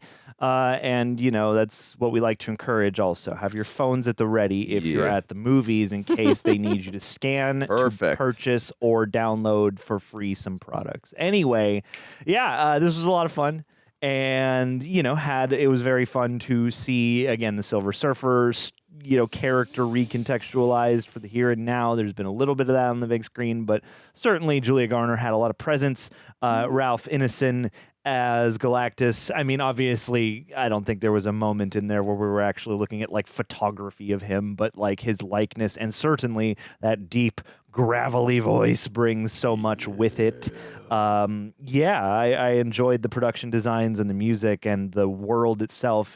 If I had a gripe, I mostly just wish we could have spent a little more time with them in the world, just kind of soaking it in and breathing. This certainly was tight and it moved real quick, and in some ways I think that's a good thing. In other ways I'm like, damn, if you let this breathe, this might have felt a little bit more substantial. But as it's funny, the origin story thing, and I'm sure we'll get into this on our Q&A, but you know, not including the origins is an interesting thing, because like, people kind of know, and I really like the way they handled it here with the like little newsreel, and you don't see the event because obviously we wouldn't have a camera on that, but we do get, you know, like that unpacking of them. But I do feel like, and this was a complaint levied at Superman, like, you know, without that, you do kind of just get thrown into events, and you kind of have to let the movies just sort of depiction of the ensemble, you know, fill in a lot of those gaps. And I thought that did it decently here, but it did feel like we definitely just kind of hit the ground running for sure as a movie. I agree with you. I think, like, again, I still enjoyed the final battle, the climax.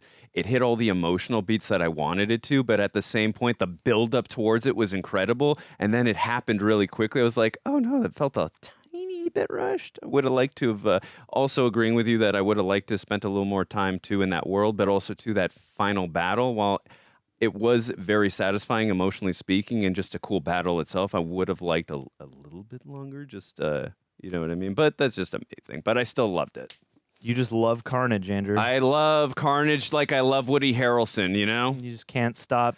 All right, everyone's back in the room. We're all emptied out. We all changed our diapers, and we're good to jump into some questions from our lovely patrons. Thank you guys, as always, for helping to guide these reviews. You are the fantastic ones, and we appreciate you. And we're going to start off with perhaps one of the most pressing questions and kind of work our way down from in context of the movie to more, you know, peripheral and fanciful musings and whatnot. So first and foremost, Clayton Crook, are we all rocking with the Thing's beard, Tara? Yes.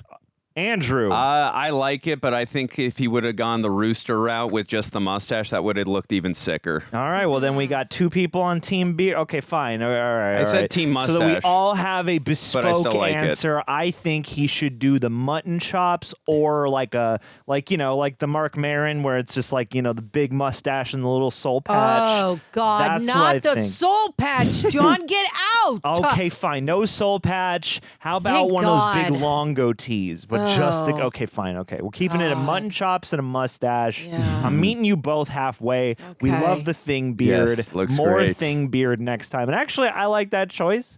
I thought that was very fun. It was, actually. Partly because, like, yeah, what happens? You know, like he's got to sand it down. It's just fun world building. Yeah. But then the fact that Johnny encourages him and then he just embraces it, and for the rest of the movie he has a beard, and that's just that. I was like, cool. Yeah, It's and good. I know they're going to be in Doomsday for the next one, but when they eventually have their own film, if it takes place around Christmas time, I'm sticking with my guns. I want him to dress up in a Santa Claus suit just for one scene. Do one of those, you know, Christmas specials. Get Groot. We Kevin are Groot. Bacon back. That's what I'm saying. All right. Roby Bobarp Pirate. Hey. What do you think of Pedro Pascal, Vanessa Kirby, Ebon Moss-Bachrach, and Joseph Quinn's performances in this movie? Which are your favorite performances in general from those actors? I loved all four of them. Again, as I pointed out in my initial review, once we finished the reaction, they really do feel like a dynamic four, or that's not a dynamic, but a wholesome four, let's call it that. They really do feel like a family. You can feel their history with each other. They do not feel like, strangers who have all these superpowers. You really feel their internal conflicts that they have, but also, too, I love seeing them when they're dealing with things when things are going great, but also when they're dealing with things in conflicting manners, so which is a very grounded reality that we have to deal with here in the real world, and things we can resonate as people who do not have superpowers. So I think the film really nailed that. I think the actors really nailed that. Which one is my favorite performances? Can I just give the political answer? Say I loved all four of them. I thought they were all great. If I had to gun to my head and I had to pick one, I would say Vanessa Kirby. I think she was she was the emotional weight of the four, and she was the stabilizing one of the four, even though they were all very incredible. But I would say Vanessa Kirby, but I loved all four of them. I'd go with Pedro Pascal because his emotion at the end was brilliant when, Sue was dying. And I thought, obviously, when you blink at the right moment and a tear drops on the cheek, I hadn't seen a ton of that. I mean, in The Last of Us, he really brings it. He's really society's one of favorite actors in general. But I thought in this moment, I was like, he's really got it. He brought it and he did a home run with it, and I liked it. I agree. He was definitely more restrained and not as expressive throughout the film, or he was expressive rather, but he was more restrained. So I agree with you. Yeah, I'm not an expert on the Fantastic Four comics, but I have picked up a lot in passing and from perusing, with both. What am I trying to say? I've picked up a lot in passing from especially Coy, Greg, Aaron, other people around the office, and just other folks I know who are well read on these subjects. And I've perused some F4 comics myself, and from what I've come to understand, Reed Richards, not the most dashing, charismatic leading man. Certainly has some element of he. As far as I can gather, he does look like your sort of quintessential 60s guy, and there is, I guess, an element of dashingness there. But yeah, he's also got a superior sense of his own intellect, and from what I understand, can be sort of a difficult character at times, or a character who maybe cannot help himself through certain situations that, are particularly captivating to his obsessions and his, scientific pursuits. And so, Pedro Pascal, being an actor we know for being so charismatic in a lot of roles, I thought embodied nicely a guy who's a bit more reserved and a bit more awkward. And because of what we vaguely know about him in the public eye and some of his just human anxieties, it almost seems like maybe this allowed him to call upon some of that for the character. So I did like watching him, maybe not stretch extraordinarily into a mode I've never, could have imagined him in. But I do think, he adapted nicely to a more reserved character.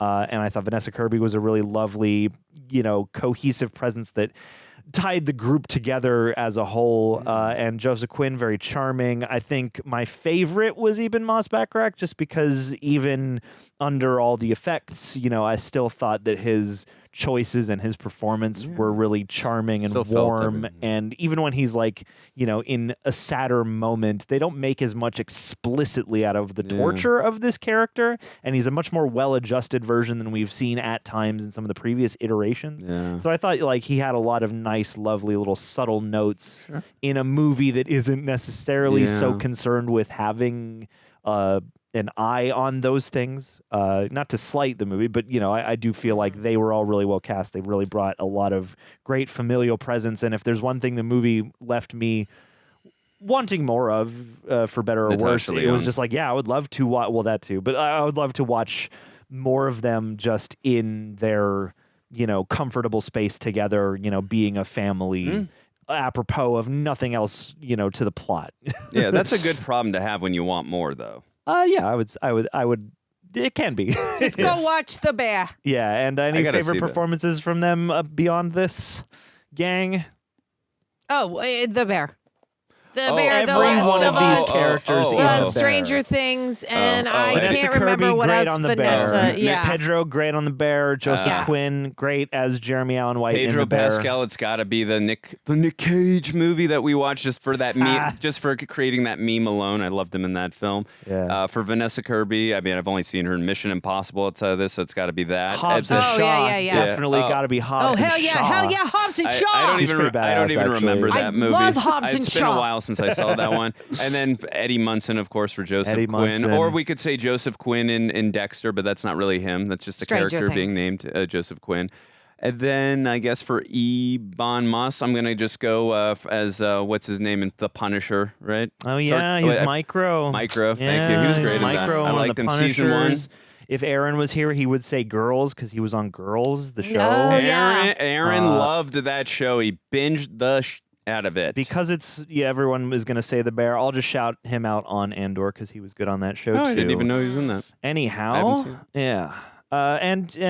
yeah. I thought also, just to the aside, Joseph Quinn, they definitely kind of sanded that character down to be not as much of a hothead, not as much of like a super masculine dude as I understand he's supposed to be, but very charming performance as well. I liked how resourceful he was too and how protective he was of his nephew. Like, I thought that was really sweet and endearing.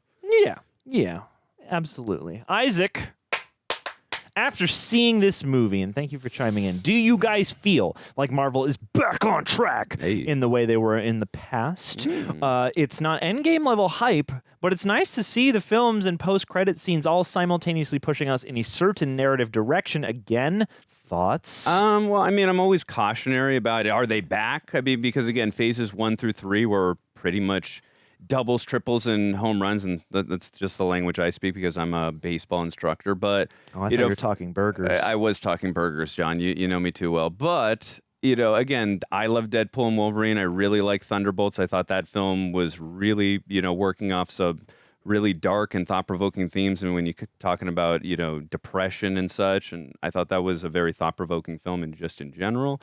And I'm trying to think what else has Marvel come up with lately that what I would say that's a good sign for the answer to All right, this question. There's so much that I can't even remember. She-Hulk.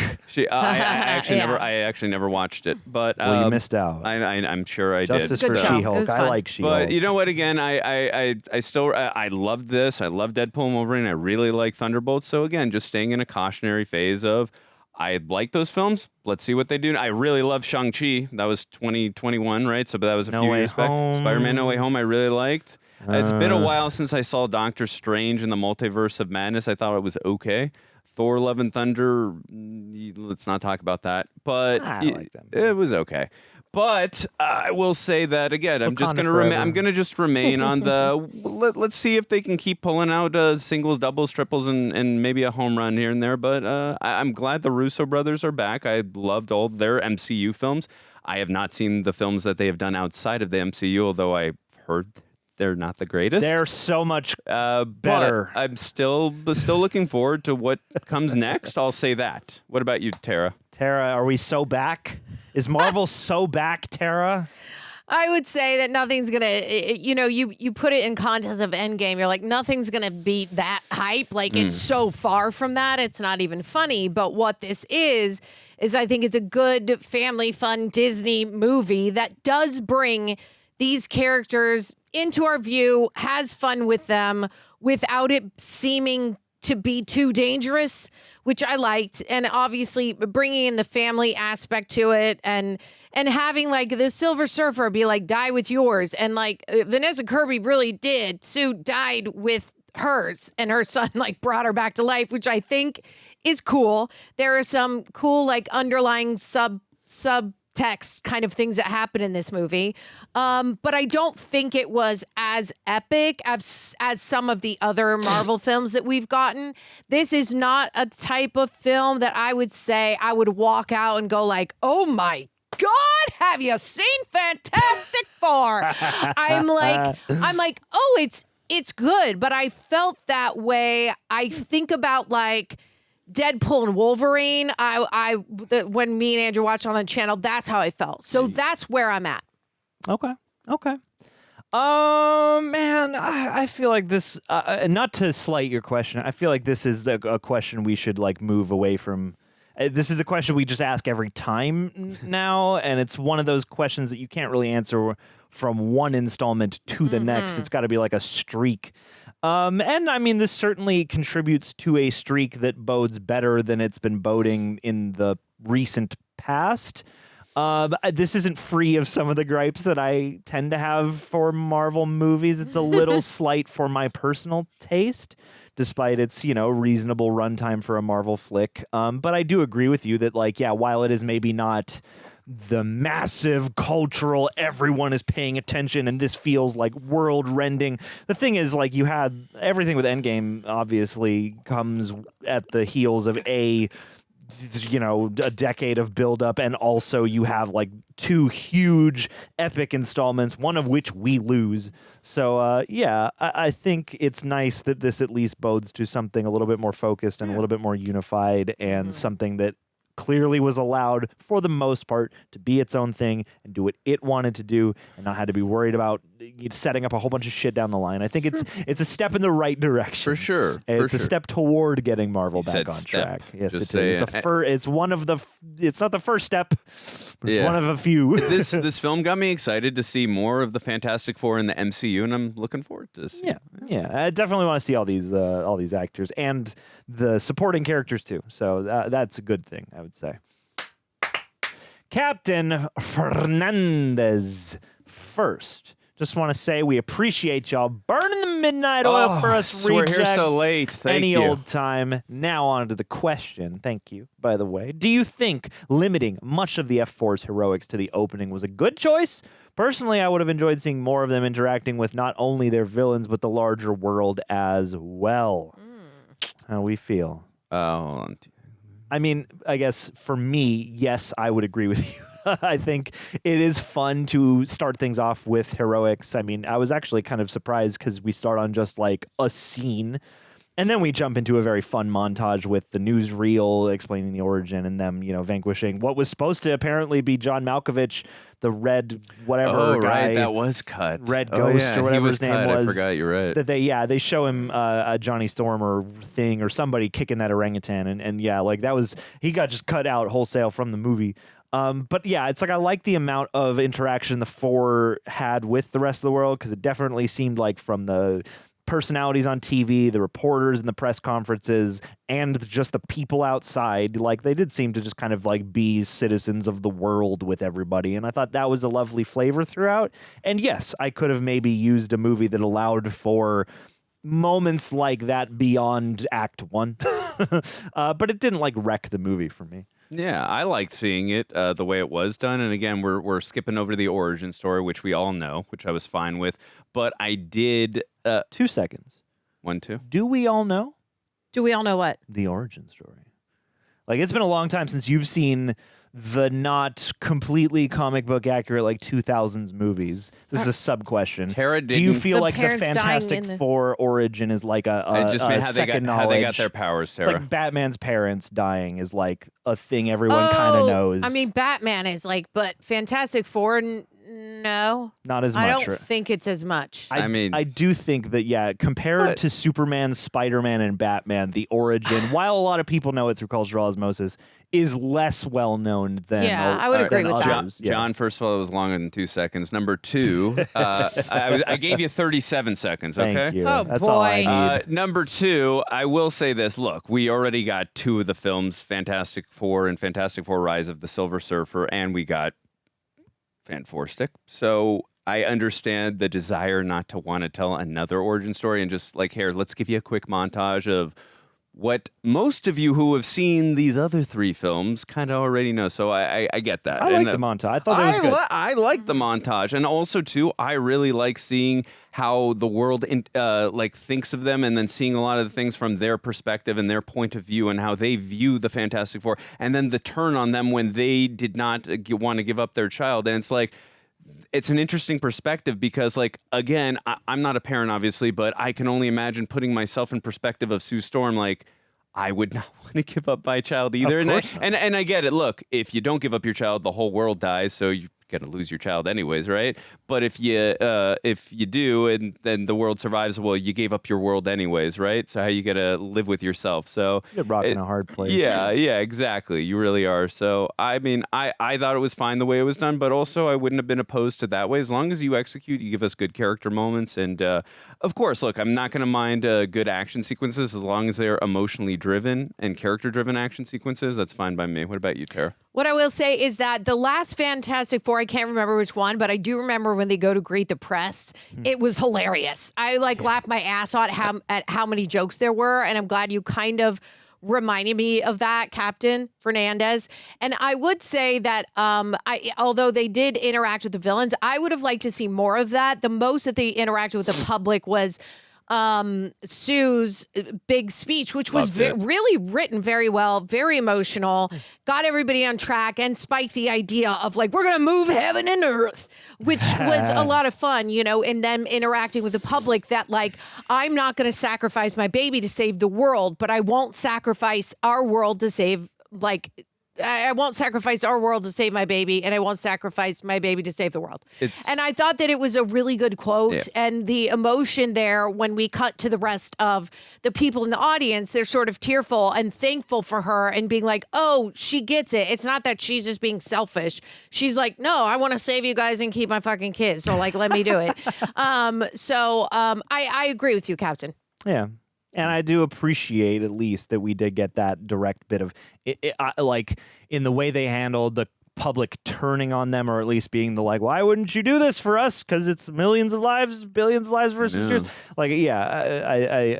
I like what they gave us, and I think they should have just leaned more into I think it was interesting, too, seeing the two different choices that the Silver Surfer had as well as the Fantastic Four, the option that the option that Galactus, rather, gave them on, sacrificing something to save your planet, rather, and which options they both take. But I still think that even though it's, again, felt a little rushed at the end, I still like that it completed her arc, for her to save the day, rather, and she made the right choice in the end. She and I atones, sets some kind of cosmic balance. But again, they had she as well was stuck between a rock and a hard place as well. So I understand the need to, I'm going to save my child and save my planet and give myself up. This is a major theme in the film of sacrifice. Yes, it is. Thank you, Captain.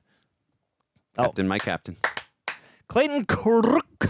Do you think the lack of RDJ as Doom was a mistake? His first introduction will be Avengers Doomsday. Supposedly will not be in Spider-Man Brand New Day. Is this enough, or are you concerned? No, I did not want him at all, really, in this, other than the little cameo is fine. I think the focus on the film should have been on the family and Fantastic Four and on the threat, which was Galactus. So I have no issue with how much they showed, or rather barely showed, of Doom. So, no, I don't think it was a mistake at all. I thought the reveal was a lot of fun. That's what? Exactly. Which I think is a lot of fun for the audience. I'm not obviously into the comic book, so I'm not I don't know about Doom and all the juice that that maybe you're talking about, Clayton, that you would have liked to see. I didn't mind it. Yeah, I like it's one of those things where the idea of them introducing Doom full sail in an Avengers movie somewhat undermines the idea that he's like the arch nemesis of the Fantastic Four. However, in just the confines of this movie, I thought it was appropriate what they did. I like the one cut to the Latvian, whatever that UN kind of places that they're at. They show Latveria, the seats are empty. Cool. He's out there somewhere, and then we go to the very end. We can assume that that's RDJ Doom in the cloak with the mask, and that was enough for me here. I wonder, was that really? I'm assuming it probably was RDJ. As a stand-in or some PA or some shit on set. I know I'm probably going to look it up either way, but let us know in the comments. Herbie, if actually. It was Herbie in a cloak. Yeah, I know. And that was a fake Halloween mask. That's what that really was. It was a William Shatner. It was a William Shatner mask, right? In Doomsday, we're going to see Victor Von Doom on Halloween, then falling into some kind of hot thing, full of kettle corn fused to his face. You know who it really was? It was Nick Castle that was standing in there. Yes, another actor who played Michael Myers. That's Nick Castle. Or it could have been Castle. Or it could have been Dick Warlock. He also played Michael Myers in Halloween 2 in 1981. All right, we're moving on to Jaden Rhodes. Sorry, you got me going, John. I was excited for this movie before its release. I'm afraid for where this comment's going to go. I kept hearing it was one of the best MCU movies, and we were back as a fandom. But I was ultimately left disappointed with this movie. I still think the movie is in the okay to good section, what Coy would call the middle 30 movies or whatever. But my problems line up in the writing. If I was rating this movie just on how it looks, this would be a top tier MCU movie for me. But I'm curious if y'all had issues with the writing, and does this get you excited for the future? Also, keep up the amazing work. Appreciate we will you, do our Jaden. best, Jaden. And you are Gang. Yes. Writing. How are we feeling? I would just say I don't think it was as funny as it could have been in me remembering the other Fantastic Four movies. I was laughing a lot more throughout. This is more focused on like the science and the baby and the motions of it, which I don't mind at all. But I think you're talking more story, Jaden, and I don't think that I was really thinking like, oh, this is terrible. But what I will say, I'm not like stoked on it. I'm not like, wow, that was great, and I'm super excited. I'm just like, yeah, that was a movie. They did a good job. Yeah. Yeah, no, again, I'm going to stick with what I said earlier. I still thought the emotional beats worked in the film. There were a couple times where it was some things were a little bit generic, but I mean, you're going to get that here and there in certain films.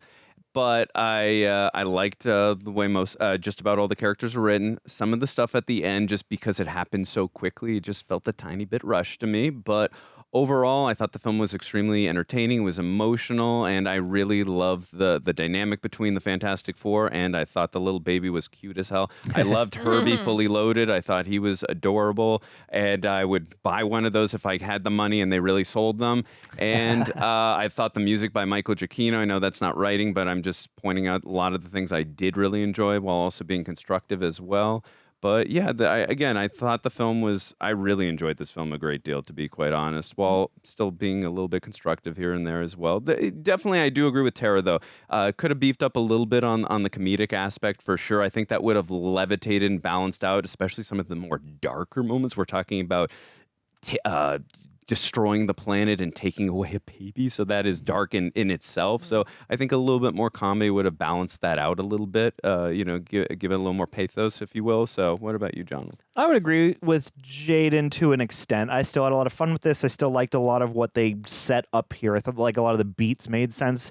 And to me, what this left me wishing for was that they had given it maybe an extra 15 minutes or so to... Because you're not doing the origin, you're trading in that time where we get to observe them in the status quo before everything changes, and then we get to relate to them being thrown into an uncomfortable new position. So like I don't begrudge them choosing to handle the setup the way they did, but I would have liked to maybe spend a little bit more time. This is a plot movie. In most regards to me. I like the characterization. I think there are fun, charming ideas in the script, but I do think they would have benefited from giving us a few more scenes where we just get to revel in the family, in their dynamic, in their vibes, really getting to love these characters, not so much letting the casting do a lot of the heavy lifting and the strength of the performances and the strength of the charm of the world, as you said, the sort of visual feast, doing a lot of that heavy lifting. I think it could have made a lot of the peril feel more perilous and darker because Galactus is this world-rending, cosmic force. And he does, come across pretty scary, but because, again, this movie is zipping by and it's very breezy in its pacing, it does kind of feel a little less impactful when it comes to the heavy stuff. And the light stuff doesn't feel as light as it could be because these are a bunch of affable, charming people, but, I don't really feel like I freaking know them. And I think that is a hazard of assuming that we all just know. I don't begrudge anybody being like, we've seen an origin depicted 1,000 times. Let's change how we incorporate the knowledge of that. Cool, great, fine. But yeah, I think this could have used more meat on the bone in terms of the thoughtfulness of the writing of the characters. Not also to mention that, yes, Johnny Storm, a bit different than I think the quintessential comic book portrayal would be. I think the Chris Evans one is probably more accurate in terms of who the personality is supposed to be. But yeah, this is not the worst written MCU movie I've seen by far, but this has a lot of the telltale problems they have, and it does feel like a movie where you can still feel things being removed and maybe reshot and truncated down, and yeah, it's pretty good for that. But yeah, at almost 2 hours, this felt like a 90-minute movie in the wrong kind of way to me. Not 100% wrong, but just in a way where it's like, I could use something that feels a little more substantial and that feels a little longer because this is friggin' Galactus, and it is like Marvel First Family is a very important group of characters. You know, I think the Shang-Chi movie is longer than this, and half as many people know who that guy is.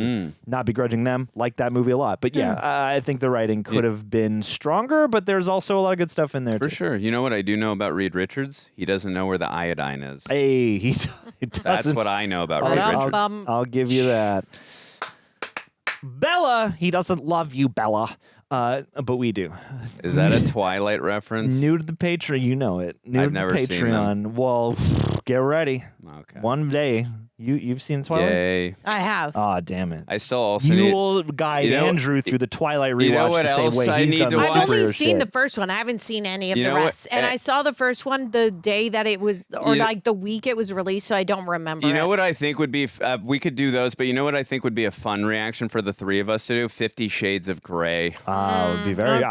For Valentine's Day. I love doing shit like that. Because but Bella, I love you Yeah, like we got to me get do. to Bella. Bella, we love you, Bella. New to the Patreon. Thank you so much for joining us. Really enjoying the channel. It makes me so happy. And yeah, welcome.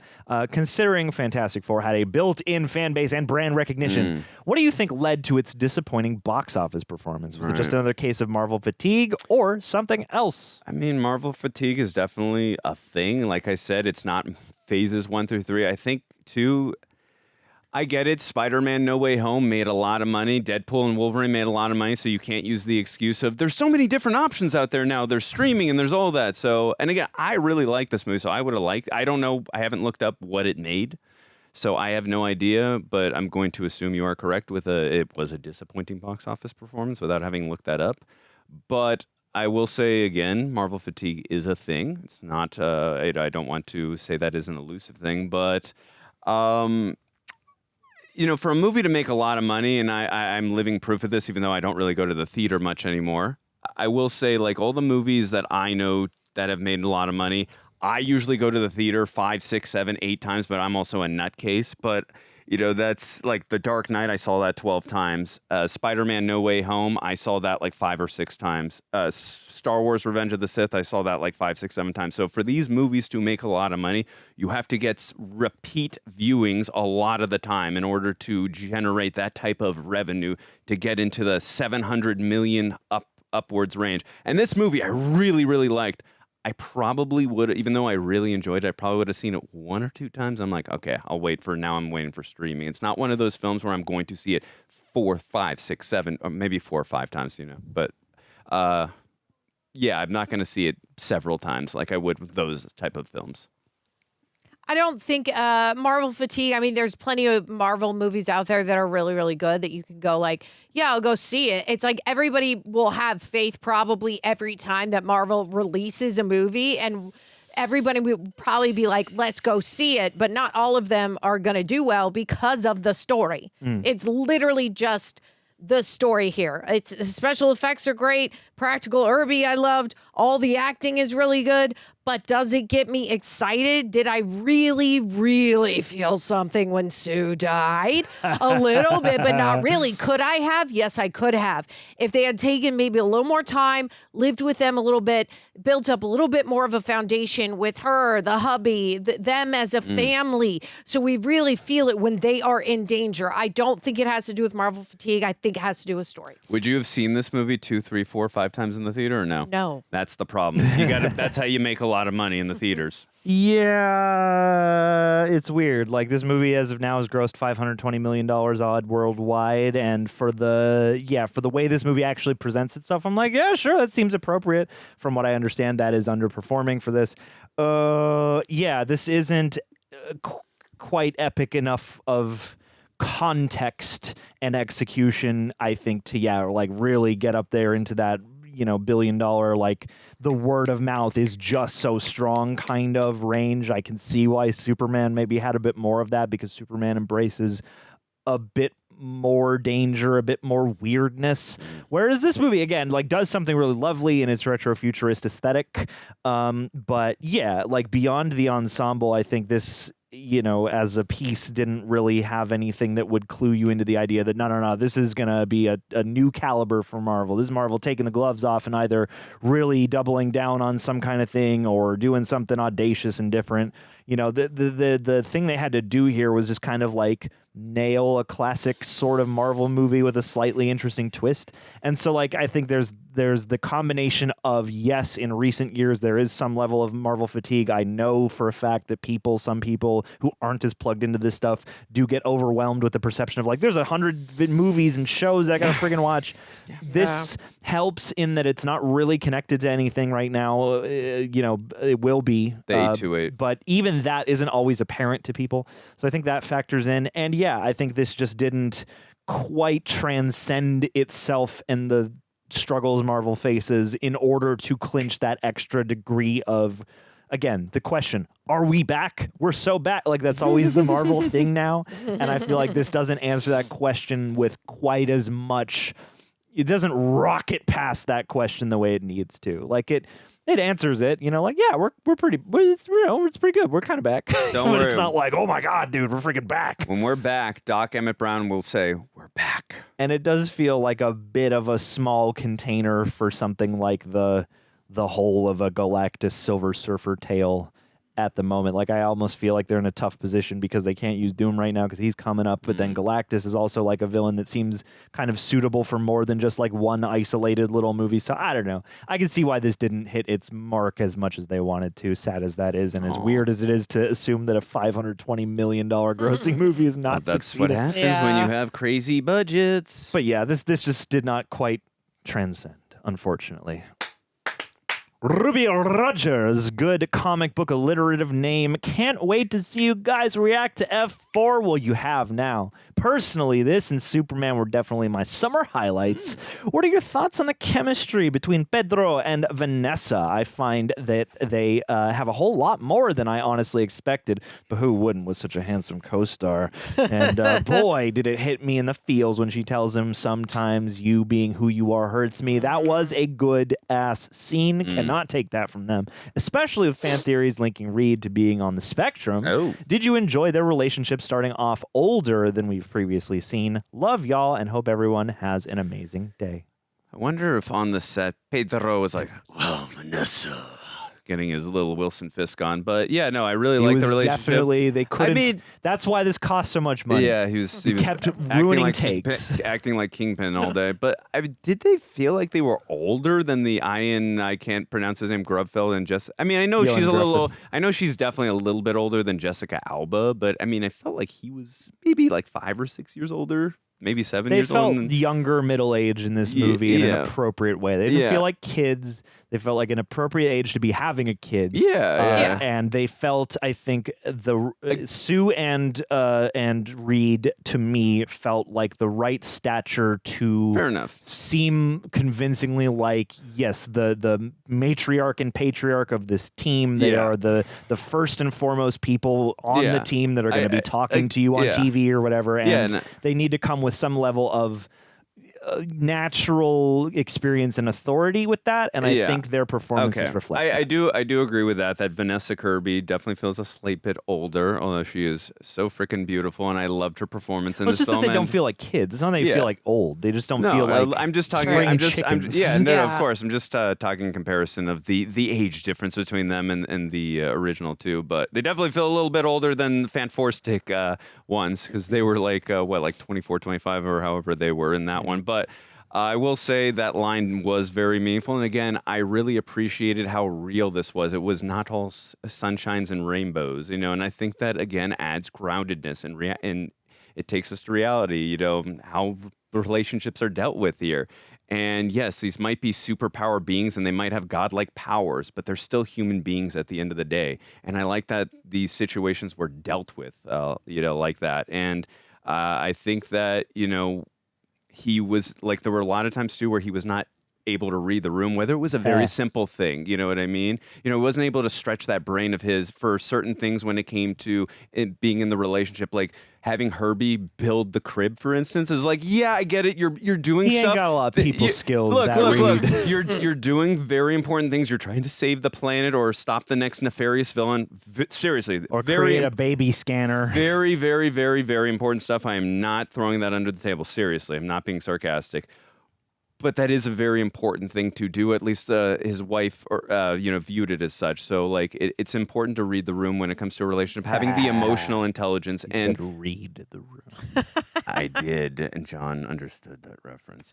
So, I mean, again, that is an actual reality that a lot of people have trouble, even as smart as they can be. Like, I've had trouble in lots of relationships having emotional intelligence.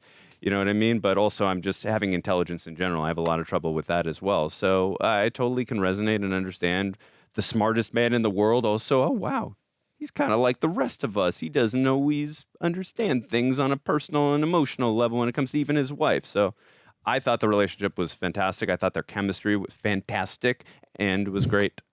I thought the chemistry was great between Pedro and Vanessa. I do get what you're saying. If fans are linking Reed to being on the spectrum, it hits very like true to heart in her saying, sometimes you being who you are hurts me. That doesn't say that they're saying that more if they're with somebody on the spectrum. I'm saying if you're just with somebody in general, you're going to think that sometimes. Yeah. So I really like that line, but especially in people being on the spectrum, in that their brains and the way they react to things and the way they communicate is not always understood. So I think that line was really, really great. And anytime they were holding close or kissing, I believed it. So yeah, chemistry on fire. For sure. Yeah, I appreciate the fan theory. I mean, I could see him being on the spectrum coded. I think that's just a neat thing to include, to nod to the fact that that's just a real thing people are. And yeah, I think them appearing a bit older generally than having like two actors that we know are super duper young playing. I think that's good. And I think in the 60s, granted this is like retro-futurist, but like in the 60s, younger people looked older, you know? Yeah. So yeah, I think starting them off a little bit for, a few years into being the Fantastic Four, many years into their relationship, and just as slightly older people with slightly more visible experience, good choice. Malik Curry. Do you guys feel they held back a bit? I liked the movie and thought the visuals were the standout of the film, but as far as story and action, to me, it felt like they played it entirely too safe, likely due to the past Fantastic Four films' history. As mentioned, I liked it, but I would have loved it had it been a little more action-packed, and if the story had been given maybe an extra 30 minutes. I think Thunderbolts was the best superhero film of the year. They definitely held back. No John Malkovich. I know we were waiting for that. They cut stuff out. They cut him out entirely. They cut stuff out with Paul Walter Hauser. I definitely could have used more time on characterization. I mean, throw in some more fun action. Like, wouldn't be mad at that. Yeah, no, I could have used definitely another action scene or two for sure. And I think John, you just said that's not what I came out thinking of in terms of what was missing first. Yeah, and I would also like to spend a little more time with Galactus and with Silver Surfer as well. I did like the backstory we got in her, although it was very, very quick. And I get it. The entire focus of this film is the Fantastic Four and how the world views them and reacts to them, which is fine. I like that. But also I do like to have perspective and understanding of the villains, which I did, but would have liked to spend just a little more time with them, which then another action sequence or two. So I think this film definitely would have benefited from another 15 to 30 more minutes. Tara? I think they did play it too safe with the action, but I think I already mentioned before that I think it needed more foundation for us to get to know them more at a core emotional level, so that like when she does almost die with Sue, that we actually feel the same way that we see the characters feeling. You kind of want to put us in that position and give us a little bit more of that foundation, which would lead to a better story. For sure. Yeah, I would agree with that. I think I would add more meat to the character bones, and not that I needed more action, but I think you could do more physically to just make Galactus feel like a truly impossible obstacle. And, it's like all the stuff that they hint at with, like, I like that he's not just like big and evil. He's been tasked with this cosmic mission and he's tired of it and he just wants the hunger to end. Like there's something cool there. And, the Shalabal origin, also tragic, neat stuff there. But yeah, it all kind of feels like for the stature these villains are supposed to hold, we should have a more momentous, that's what I'm bigger, saying, yeah. more epic thing, presentation, whatever you want to call it. Like there's something about a lot of Marvel movies lately, not all of them, some of them do succeed in feeling expansive, but for these multiverse stories, I always feel like I'm viewing them through these narrow sort of fields where like I'm not getting the full picture or something. It's too simplistic for you, John. Sometimes yes, sometimes no. You want thought-provoking but I do and feel deep. like I'm like only seeing one half of two lenses in a binocular sometimes. You're like the mole man. Yeah, which there's a deleted scene out there of him. So anyway, Eddie Munson. Yeah, that's right. My favorite scenes are when Sue goes full mommy protection mode. How does it feel exploring this new side of Sue Storm? Her first time going through motherhood in a film. I love it. I think that was something that added some freshness to the franchise because with the Jessica Alba and with, why am I blanking on the actress's name that married the Thing in the Fantastic? Mara. With Kate Mara, and I think her family owns the And New her York wig. Giants, if I'm not mistaken. Rooney Mara is her sister.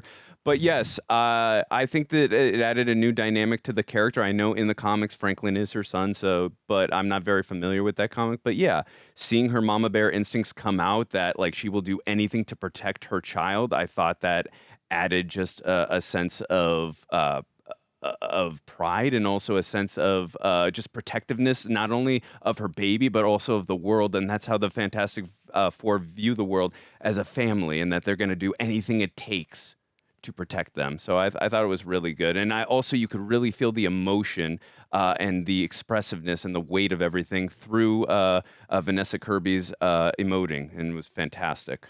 Again, I keep using that word, not on purpose. Tara?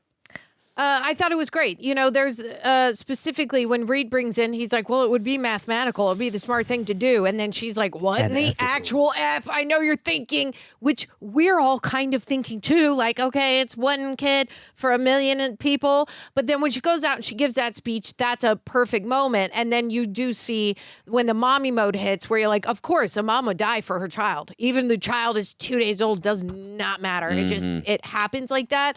So them giving her that side of Sue Storm, I thought made her really, really related and more grounded. Absolutely. I like that idea. I like what we got from that here. And if this was my movie, I would have tipped the balance slightly so that we still have a strong ensemble, but I would have made Sue like the lead. Because I think there's just so much interesting stuff to do there, and it's the fact that it's your child, this child is special, he's got these crazy abilities, this is growing inside you, you're all subject to this radioactive space, experience, but you are in a special position here, and Galactus' journey directly relates, yes, to your family, but specifically to something growing inside of you. So, like, in that sense, I would have zeroed in more on the motherhood perspective. However, I do like that is a strong part of, it's a strong thread, a strong color in their palette of this movie. And again, most of my complaints are just like, I like the idea that you started with, just do more. More with it. For sure. Ronnie H., how do you think these movies compare to the previous ones? Do you think it sets the stage well for what's to come, like the first Avengers movie did for the Infinity Saga? I think nothing is better than Fantastic. It was the greatest movie ever we could have gotten. Nothing will ever be better. I think this and I know you're sincere when you yes, say that. I am definitely sincere, just like Batman and Robin is the greatest film ever.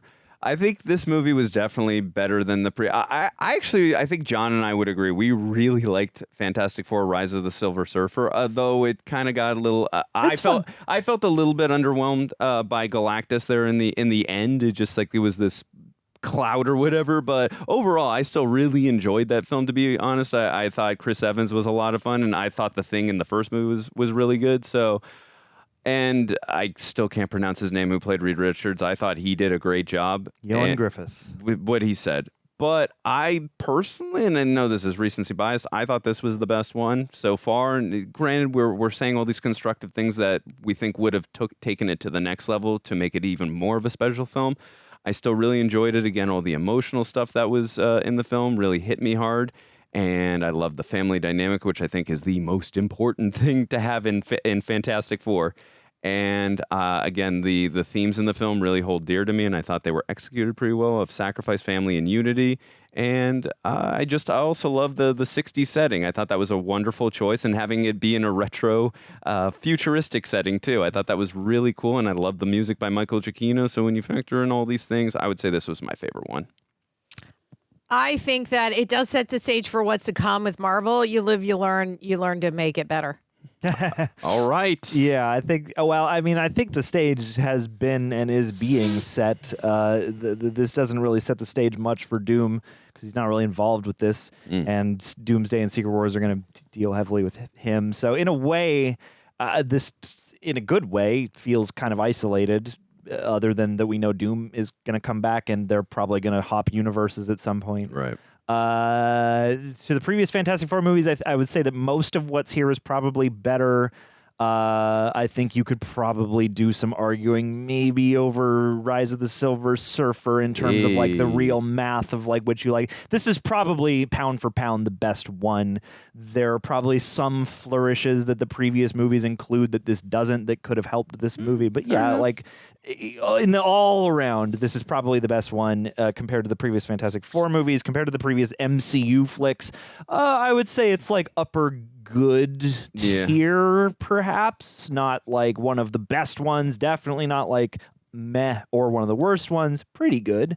John, but just admit it. If Reed Richards would have been breakdancing in a club, this would have been your favorite. We get it. That's what I wanted. Robbie Bobarp Pirate is back. Hey. Guys, how's it going? Better now. After seeing this one, how would you rank all the Fantastic Four movies that you have watched? Fan4stick first, Fan4stick second, and Fan4stick third. All right, Tara. You guys know my memory, but what I will say is that the comedic stuff, if they could pull that from the previous stuff and put it in this movie, it would be this movie. And add 10 more minutes of foundation stuff to set up this movie so I feel something a little bit more when shit goes down. And yeah, make that the fights with the villains be a little bit more epic so that you're like, whoa. I mean, we still kind of were, but it wasn't at the level that we kind of expect now from Marvel. Yeah. Absolutely. I would say nothing beats Roger Corman. I was going to say that, damn it. I want to see that. I do want to see it too. I would say that this, logically speaking, is probably at the top. I would allow myself some wiggle room for Silver Surfer, or Rise of the Silver Surfer being my second place, because there's some stuff in there that might be more like lovable or inspire like more vivid emotions in the fun, as you mentioned, from those movies. But this is probably the best one. Rise of the Silver Surfer, Fantastic Four, the first one, and then the Fan4stick after that. That's why I let you say it, because if you're the bang to my flash, and you were going to say the same thing. There you go. Stephanie Horton, welcome back. Looking forward to watching along with the RR crew. Thoughts on the side characters like Sarah Niles, Lynn Nichols, and Natasha Lyonne's Rachel Rosman? Do you think they were more to their characters that? Do you think they had more to their characters that went the way of the cutting room floor? Was what we got enough? I mean, I definitely would have liked more, especially with Rachel Rosman, just because I really was endeared to that relationship that we didn't get a ton of with Ben and with her. And also, I like that they were hinting at that, as confident as Ben is, especially as this big, strong, thing. And, we have that moment of him looking into the TV of what he once used to be, but also now he's afraid to ask a woman out, even though he's got all this confidence, and he's a very, again, imposing figure. And it's a very famous figure, too, because of the way he looks. And that is a very daunting thing, and that's something we all deal with. That really can, shatter your confidence when you're afraid of how you look. Now, granted, none of us are a big rock thing like that. So, but I thought that was an interesting thing I'm not trying to say thing, by the way, but I thought that was an interesting thing to depose and work off of with him. And I would have liked to flesh that out a little bit more personally with him and with Rachel. And when it comes to Sarah, it seemed like she was the publicist for the Fantastic Four. I'm just going to, thoughts on I Lynn Nichols. I liked her character. Cool that Sarah Niles is in the movie. I liked cool her. for her. I like seeing an actor and going, I've seen you before, and I think I liked it. I liked her. Would have liked to know more about her, other than she seemed to be on board with the Fantastic Four. Cool for her. I'll always take a surprise Natasha Lyonne. Love Russian Doll. Love a lot of the stuff she pops up in. I like her personality. I think she suits a place like this. I don't really feel like we did much with her, but I like the idea that she and Ben Grimm could have some romance somewhere down the line. I have to imagine that there was probably at least more with her. Probably the both of them, to be honest. Sounds like there was a lot of stuff that got pared down, and yeah, nice to have them here. Definitely very slight inclusions, though. And to your next question, just will the aforementioned side characters return in future movies? Probably, maybe. If they we'll do, see. that'd be awesome. Cool. I don't know if Hope they get hop more universes. I don't know. Hope they get more screen time if they do. Yeah. What did you think of these very prominent characters, Tara? Oh, I would just say, with Natasha Lyonne's character, it has to do, obviously, yes. Oh, it does seem as though those parts where she's interacting with Grimm, that stuff ended up on the cutting floor.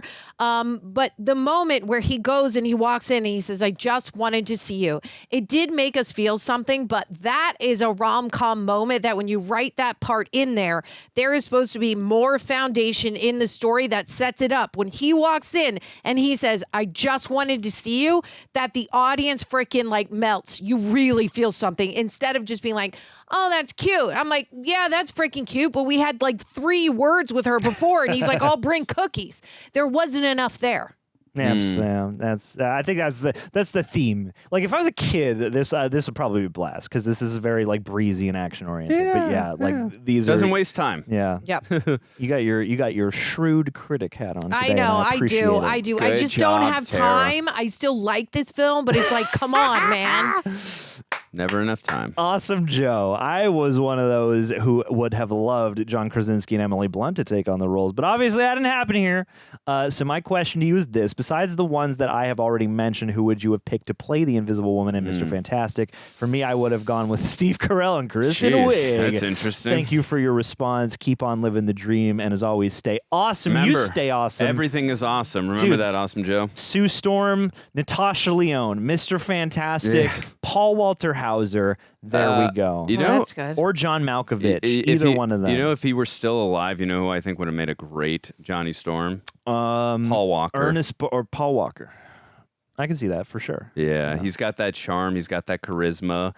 I really could have seen him playing that role. Okay. Although I did really like Joseph Quinn. But in terms of who I could have seen playing, I like Pedro Pascal and I like Vanessa Kirby. I don't have an answer right now, sorry. But I think John Krasinski and Emily Blunt could have done great too. I'm glad we at least got to see him one time in, Multiverse of Madness, right? Yeah. So that was cool. It wasn't the best moment for the character, but I thought it was great seeing him and what could have been.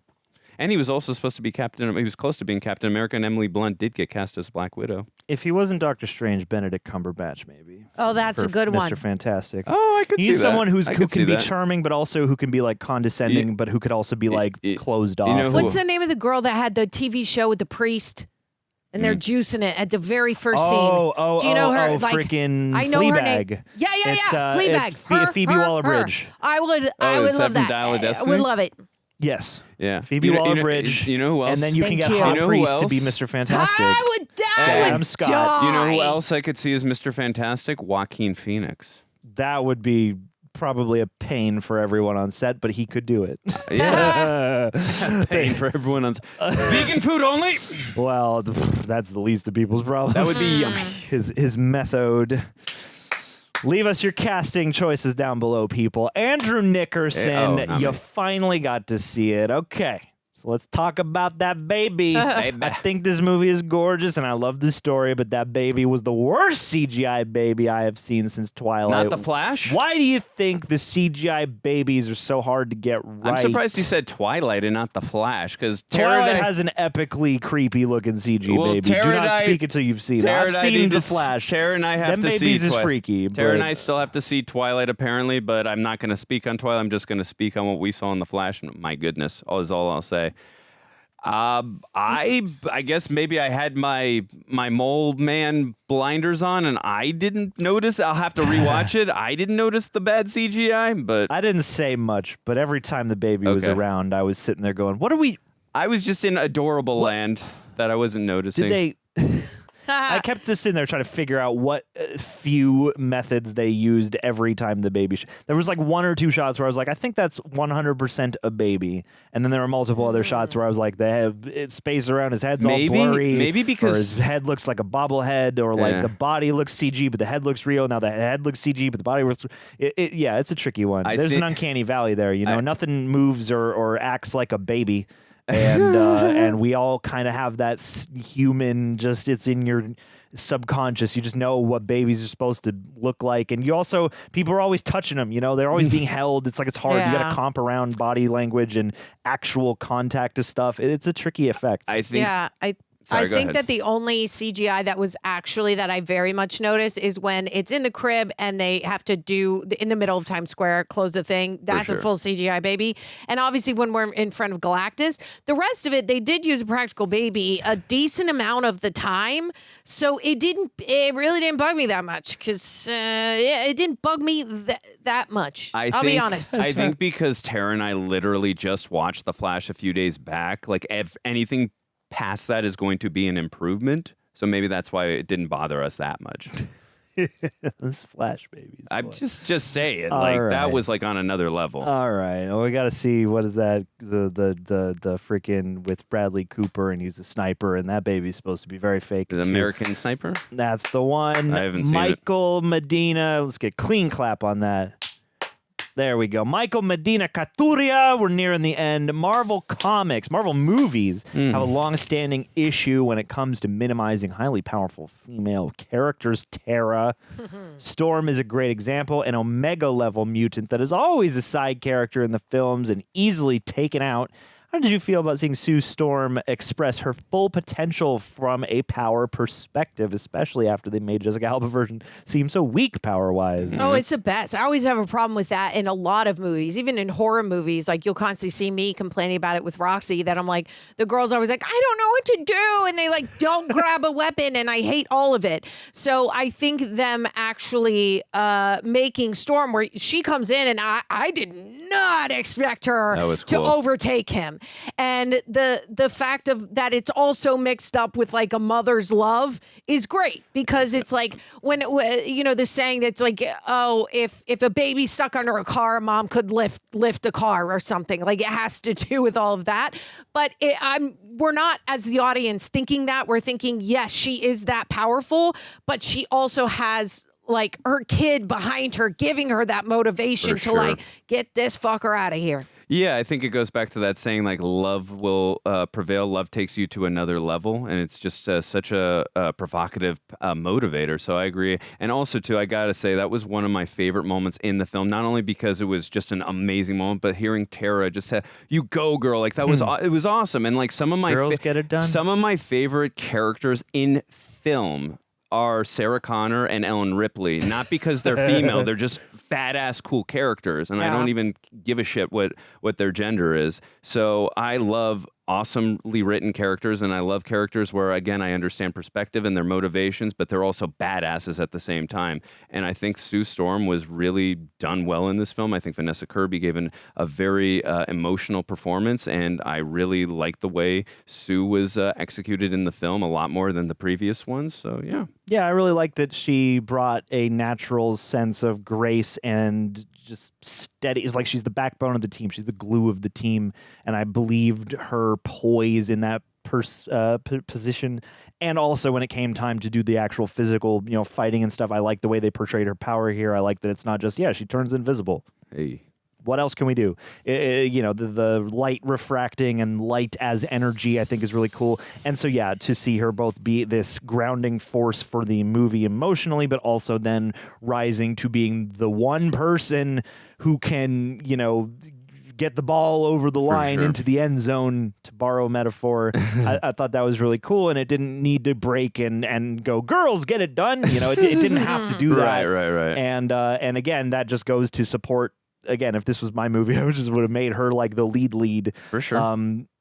she kind of, but I liked that she, naturally rose to that power, made the sacrifice, and everybody else gathers around her and has to cry her back to life. That was a great burger reference you just made in the end zone. And also, too, I will say the scene of her also giving birth to the child while also still doing her power thing showed like what she was willing to do for her child and for the world. That was freaking awesome. Great job, Vanessa Kirby. And what a great superhero she is. Yes. Maurice Gray Jr., The Thing, thank you for chiming in, by the way, was rendered more comic book accurate than all of the previous movies. How did that work for you? And did you like the Ben-Johnny friendship in this version? I loved the Ben. Oh, I thought Ebon Moss-Bachrach. What he said, I thought he did a great job. I definitely would have liked a little bit more. I think the first film with Michael Chiklis and Chris Evans had a lot of good their banter was so good in the first movie that by the time they resolved their banter, it was like such a well emotional arc between the two of them and like a, I guess, rekindling of their family friendship, whatever you want to say. That's right. But I still liked it a lot in this film, and also I like how close and endearing the friendship and family dynamic of him and Ben. Like, Ben holds himself guilty and feels responsible and holds himself accountable for not only what Ben has become, but what them having all these powers are. Reed holds himself Excuse me. But I still love that there's that dynamic from Ben of saying like, hey, dude, it's all good. Like we're one. We are a part of each other, and I don't hold you responsible. We're the fantastic one. Yes, we're the fantastic one, exactly. So I did appreciate that, but I still would have liked a little more fleshed out of his character for sure. There was more I wanted, but I thought the performance was great. Tara? The only friendship that I got really was at the beginning when Ben goes, you're going to make the perfect mother. And then he goes, Johnny says to her, you're going to be the perfect mother. And then he goes to Ben and he's like, you need more time. Not sure about you. And you're like, ha ha ha. Okay, we're building on the banter. We're giving each other shit because the people that I love the most, you give them shit because they're there for it. That was the only time. Like literally, maybe it happened one more time, but I'm going to tell you that is the relationship that you need to add more of. Yeah, it's in the performances in the history. It's like I get the sense they had a really fun friendship off screen. In the scenes that we weren't necessarily being privy to during the actual movie. We wanted more. So it's like, I'm glad that it felt like these guys are chums, but I think the real avuncular friendship could have been better highlighted and illustrated here. Yeah. And I think that Johnny could have felt more like Sue's brother, because the brother-sister thing is real easy to forget about here. So, yeah, I mean, like, I really loved the look of Thing. I thought the Thing looked great. I really liked the comic accurate, just shape. Yes. And the beard thing was great, and the effect looked really good. Loved the little sound effects and flourishes and that stuff. So I liked the idea of their friendship, and I just wish that there was more, and it left off the screen more. I'm gonna call it Fantastic More. Fantastic More.